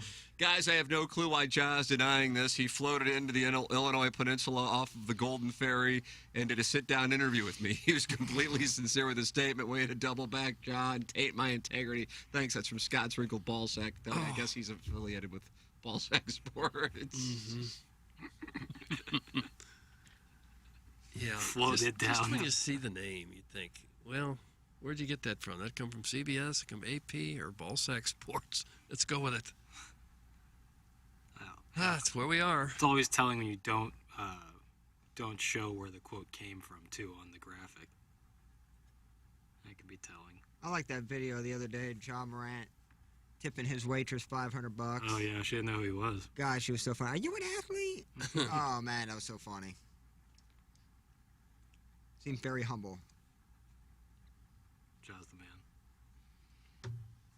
Yeah, and I think one of the quotes was, "I would cook him one-on-one." Or He something. did say that. Oh, That was oh, true. he did. Okay. Right. He's not saying he's better than Jordan. He's just saying he has the utmost confidence in himself to beat anybody. I didn't know if the cook 'em line was real or That was real. from That was from was the real. same interview. Yes. He says nobody has more confidence than 12. Let me thank Swope for putting that business card up there, which has my cell phone on it. I've now gotten 3 new texts from him. Oh, you got your email, and so it's over anyways. He did what now? Well, that post to the 1380, the woman post, he posted my business card, which had my cell phone on there. So now you're getting phone calls? I've gotten 3 texts, But that quote hey, sweetie, can I come on 1380 the woman? is one of the funniest things ever. How about the emails? Are you still blowing up your email?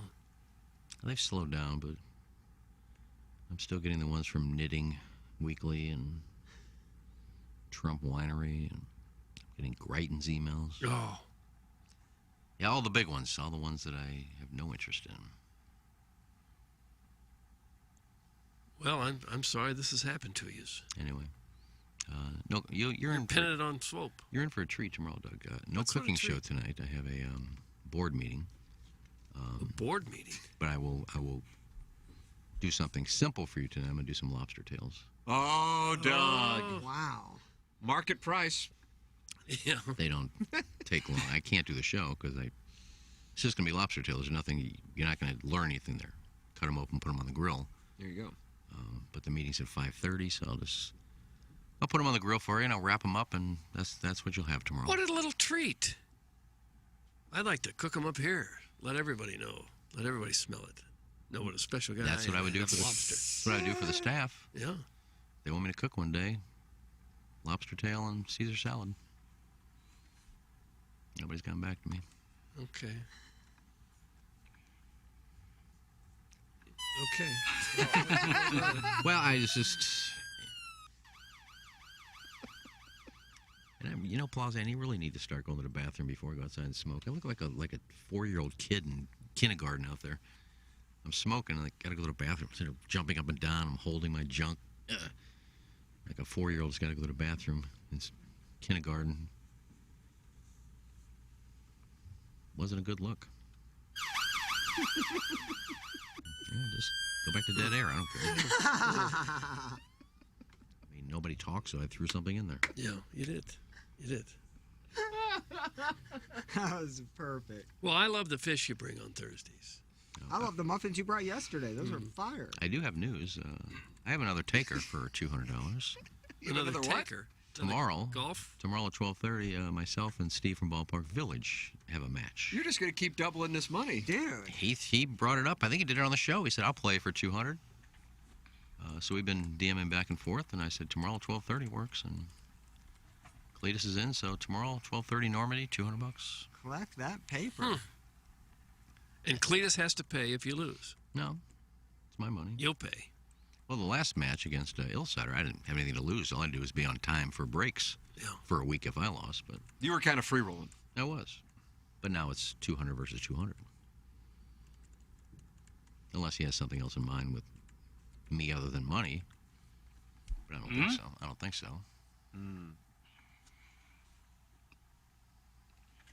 Yeah, we'll see. Cletus is in. He's going to be there. So if anybody else wants to play. Are you interested? Well, not yet. I need to practice a lot more before I can get around. Jackson and I are going out, and he's going to work with me on the guy I'm working with. He's going to shoot video of it. Guy said we could, but I told him it wouldn't be for public use. But maybe he'd like to do it publicly. I don't know. Yeah, we're going to be compressing the ball big time. Doug, it's going to be a compression festival. It feels like it will be. It does feel that way. For the love of God, can you please stop offering to make Caesar salad for people at your office? Why do you care? Do you work here? If you're in the building, let me know. If you're not in the building, shut up. You think the text could be coming from inside the building? Nobody, and I mean nobody wants it. They would have contacted you by now. That's from Harrison's brother, Matt. Well, there's a lot going on in this building. Oh, where they just don't discuss me cooking for them, but I don't know why they would be against me making them lunch. I want to be on record saying I would love a Caesar salad from Iggy. Oh, wow. That sounds fantastic. I love Caesar salads. I mean, I've eaten I do his too. muffins, and I'm sure his salads are good. Yeah, I'm sure Tommy and John and Marty on the top of their list. Now, we need to discuss this Iggy cooking for us thing. That's our top priority. If it happens, it happens. I just offer. I think you should send out a company-wide email saying, Yeah, I don't I'm gonna think do Tommy this. lets him do that anymore. Anybody want me to cook? I didn't get an email at all yesterday. Maybe I'm banned from the Hubbard email. Oh, no. I get one email on my Hubbard account yesterday. And not that we get a ton of emails from the company, but you get a couple. Not one email yesterday. I think it'd be funny to have a notification on Iggy's email when he does send the group emails. Are you sure you want to send this group email? And then you got to click yes again. Yeah, sure. No, I don't bother anybody. No, I've brought up the suggestion. Iggy, what about tableside Caesar salads at trivia night? Thanks. That's from Mrs. Jenny Shanahan. Ooh. No. I'll No, do but it. none of those walruses. I'll are do in it for this staff. salad. But no, you got enough food. You don't need to worry about me tossing your salad. No. Where's my chunk of ham and bacon? I don't see it. No, because there'd be, I don't want anchovy in mine. Well, that's what's in a Caesar salad. Don't get mad at it. No one wants your trash salad. It's from Beer Cats with an exclamation point. Do you really think I would make one for you? You don't get any? No salad for you. Do you really think I'd do anything for you? Stephen Wildwood now. Full disclosure, I don't have a handicap. I shot 50 to 55 for 9, but I rarely play 18. Also, Beer Cats wants to join if Iggy's okay with it. No. Yeah, sure he could go out there and play. Can I come with to you. the station and meet you? So is he could. Steve getting like 5 pops then? No, I'm not giving any pops. Why not? And that's about what I shoot. Oh, you're gonna get $200. That's about what I shoot. What, a 110? I shot 100. He said 50 to 55. I shot 102 a couple weeks ago. I shot 96 against Illsider. Well, The guy who spends most of the day with his junk in his hand is going to toss salad. Yeah, no thanks. That's from the 314. No, I wasn't offering to you. Again, it's people that work here. will you use You don't work here. tongs? You couldn't get a job here. You wouldn't be able to get in the door. So I'm not talking about cooking for you. That sounds like a challenge. So mind your own business. But Beer Cats could go out and play golf with you, couldn't they? A No, different I don't card, want- the other card, maybe? Well, if he's playing golf, he's putting up 200 too. Oh, he owes you 200. No, he will play for 200. Other than that, I don't want him around. Wow. Hey, Tim, any chance you can come up to Olive and Oak tonight? She is dripping for you, and I need to scratch that itch before we leave for vacay next week. I'll throw you a cowboy ribeye and a couple of rails. Oh. That's from the recovering alcoholic from Belleville and Webster Grove. His wife is dripping for Tim. Flip that off. Why'd you say that like you were on NPR? It sounded like you were reading a headline. I was doing an ASMR. Dinner at Olive and Oak. The wife is dripping for Tim. No. Don't talk Come in on that up, voice. cowboy ribeye and some rails for the wife. We leave for vacay in a week. She's horny. Timothy, come on up. Drip, drip, drip. You can feel it. That's ASMR. Doug, that was it. Was that tittillating for you? Yeah. Tingling head to toe. I almost fell asleep over here. It was so relaxed. My birthday in 3 days. Your nipples are hard? It wouldn't be hard to do ASMR. Guys, I'm curious what Iggy's thoughts are on young lasses in the adult film industry becoming more and more apt to tongue a boy's hole. Thanks, that's from Dotem. Yeah, I don't get it. Well, I got to bail on the scene if it pops up. It seems like Manuel's always getting his hole worked Yeah. over. I don't get it. I saw one Dylan the other day, and she's said, out of here. Let's go find another one. Who had the first kid? All I gotta tell a woman doing that to me is good luck. I got some toughs in there. Play through. Not 100% confident that there isn't any leftover toilet paper. Crumbs? Jesus. So, good luck. Probably looks like a thing of coconut oil in there. Doug? So vivid. What? Yeah, that might have been too much. What, the bottle's still in there? No, Little just top to it? if you've seen coconut shavings, Kind of looks like toilet paper shaving, but again, a little bit too vivid for the audience.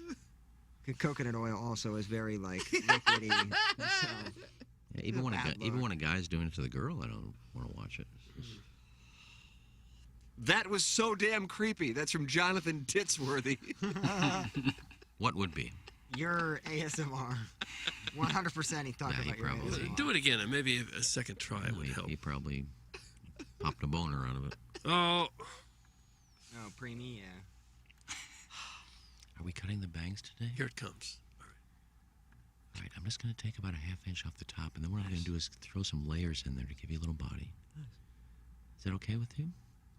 Let's put half of your hair up now, because I'm going to snip, snip, snip, snip, snip. Well, I've seen Joshua live, and he's special. Let me brush some of that hair off. PGA Tour caddy Michael Wellington. You have a little hair on your collar. Oh, this is so hot. I'll learn. Another ASMR edition. Sorry, Learn. That wasn't me. Well, it was, just not live. I can't fix her poster either. All you see is you can't even see her head anymore. Iggy, you do nose breathing ASMR every day on this show. Oh. Nice one. Wasn't impressed. Yeah, go to the hits. And the typing could be ASMR back there too. I rarely type on like my actual keyboard. I mostly use my laptop, but right now I have to type on this, so No, that's fine. It is kind of an ASMR thing. I've listened back to it. It's not good. I gotta do something about it. Carry on. All right. Okay. Did Wellington send any pics of that Tahoe ass yet? That's a good question. I don't even think he needs Grindr out there or Tinder. All you do is go out to some of the bars. You definitely need Grindr in Tahoe. Go out to some of those clubs in Tahoe. There's beautiful women out there. Really? Yeah, I don't live far from there. I live in Reno. But we go to Tahoe every once in a while. What's the scene like there, baby? Well, first of all, I've never been. First of all, it's just beautiful. Yeah, it is. But there are some nice-looking women out there. Yeah, you were a dashing gentleman. Usually on vacation. Yeah, I almost got lost there one time. I forgot how far it was, but we were so high. We were sitting in the apartment doing bongs all day. We were off that night. But it was payday, and they told me to go get the checks. And I drove for hours, and I just stopped at a payphone. I said, I don't know where I'm at. I know I'm past the hotel, but I think I'm in Tahoe. I just drove for hours, not even paying attention. Couldn't find my way home. Find your way back. I just had to go in the back of the car and Find your way back. You doing percussion back there, Jackson? Trying to a little bit. That's pretty good. Thanks. Lake Tahoe's just west of Carson City, right? I don't know about that. I don't think so. Lake Tahoe is way down the corner of the state, right? Carson City's the capital of Nevada, isn't it? Yes.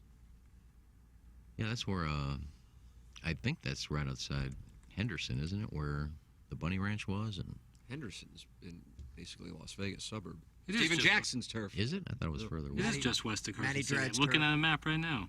Well, you were right. I was wrong. I was high when I drove there. There's just still residual feelings of it. No, we went a couple other times during the weekend, but we worked most of the time. We were only there for like 3.5 months. We worked there for the summer, so we really didn't have any time off except for one day a week. I think toward the end of our trip, we just quit, so we had a week or so. Find your way back.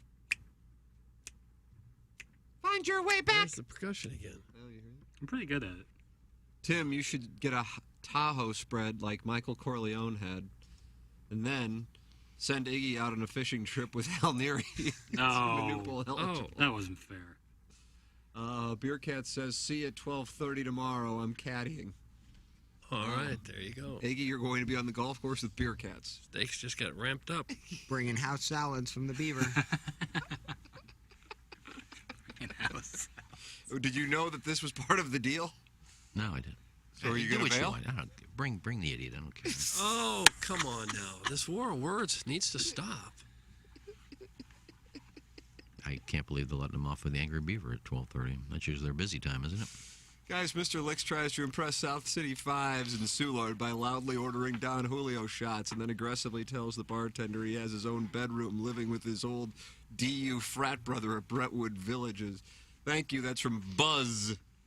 Now, he's the guy that ordered drink for the whole bar, but before that has his bank account open online just to make sure that he has enough in there.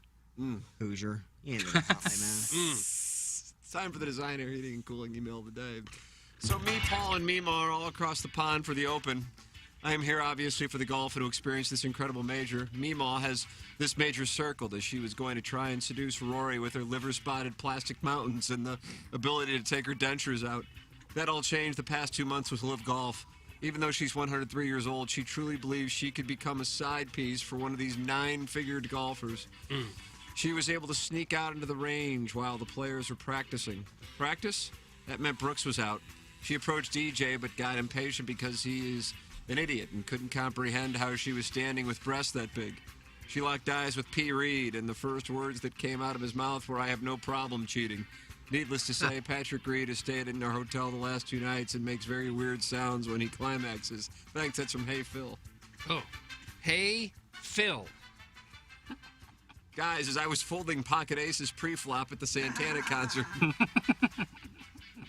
a gentleman bet me I couldn't hit my 3-wood 240 yards. Just before I could pull out my golf clubs to prove that fellow wrong, my phone rang. It was none other than Tony La Russa. He begged me to help him pack his office and move to the new Busch Stadium. Before I could respond to the skipper's request, my phone rang again. It was Jenna Fisher's publicist asking me to do her job because dinner reservations can be tricky sometimes in St. Louis. Before I could even think of a restaurant, Bob Costas called me to discuss my podcast that I don't have. He suggested I reach out to the ghost of Mickey Mantle to discuss the time I made a Hall of Famer cry actual tears. When did I talk to Costas? It was right after I landed the gig at ESPN, the worldwide leader in sports, but turned them down for a better opportunity of running a Facebook cooking show in Maryland Heights. Oh, brother. Proof? You want proof? Well, that's tricky because I don't have any. That's from the JV golf coach, a.k.a. the president of Elderly Swamp-Ass Content. Join me on Periscope as I go live to discuss my wife's uncle's Rick's level 4 butt sweat. Ooh. JV golf coach. I was enjoying my evening out at Lumiere after a Cardinal winner last night. I decided to enter a late starting Hold'em tourney. Jesus. I sat next to an older gentleman burning heaters, wearing a matching Ralph Lauren hat and quarter zip and a pair of Tommy Bahama shorts. Seemed like a pro, and I thought maybe I could learn a thing or two from him. He was a welcoming fella, called me kiddo the entire game. I ended up getting dealt pocket aces, and I forced everyone to go all in. I won. The man congratulated me on the win and pulled me aside once we exited the table. He whispered in my ear, "Hey, kiddo, nice win back there," but that was a real rookie mistake by not folding those pocket aces before the flop. Moves like that could really get a guy in trouble. He proceeded to brag to me about being a host on a local HD2 radio station and invited me back to his apartment complex to check out his hot tub, and he'd grill up some late supper. Asian carp on the Weber was his play. He then filled the bathtub up and dumped the remaining coals in it. We sat Indian style in his tub eating the burnt carp, and he taught me everything he knew about playing poker at an elite level. Can't thank this man enough. Thanks. That's Hammerin' Hank. Hammerin' Hank. And Young, I'll be doling out coupons for a discounted ASMR clip done from the inside of a whale. That's it. That's the promo. Thanks. That's from #1 Asian intern Brian Henshin, Sure a.k.a.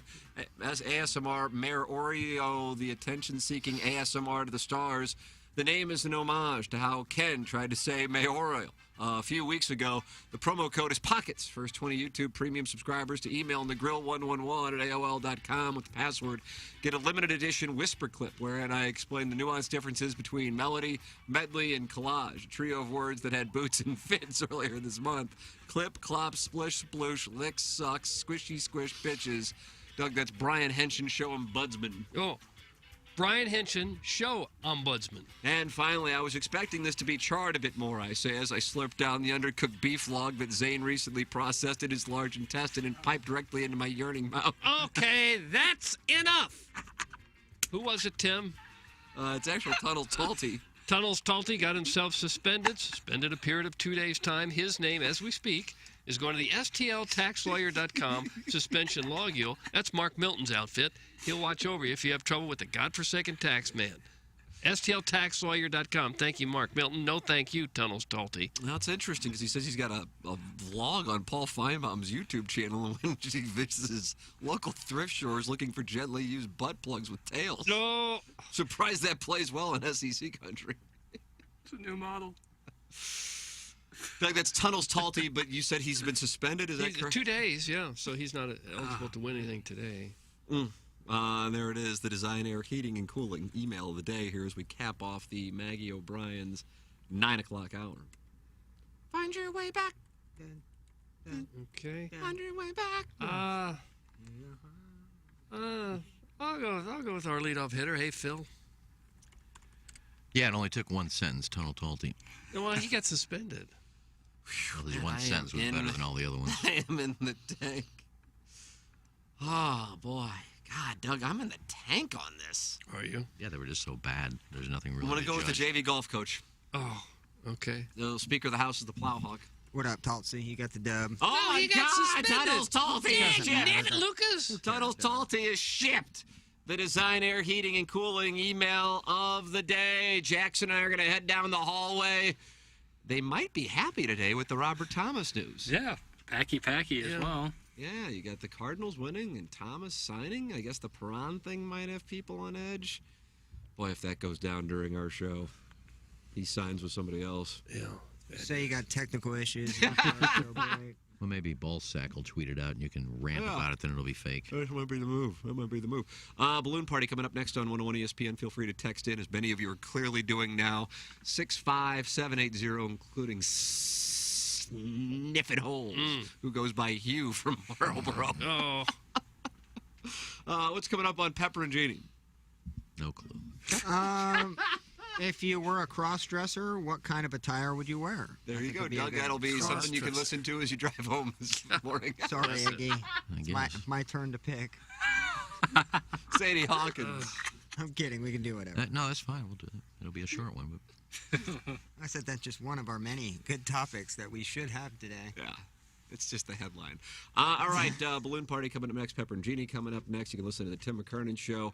That is also up. We recorded that yesterday. Jackson and I doing a sound story with the Plowhawk here after Balloon Party. And you can book your sound story at mysoundstory.com for the Plowhawk. For Action Jackson, for Kenneth Iggy Strode, for my brother Kevin, for Douglas Elvin Vaughn, Tim McKernan. This closes out the Maggie O'Brien's 9 o'clock hour here on the Ryan Kelly Morning After 105.7 HD2 FM, TMA all day, TMASTL.com, and YouTube.com/TMASTL. Let's test you on TMA Trivia.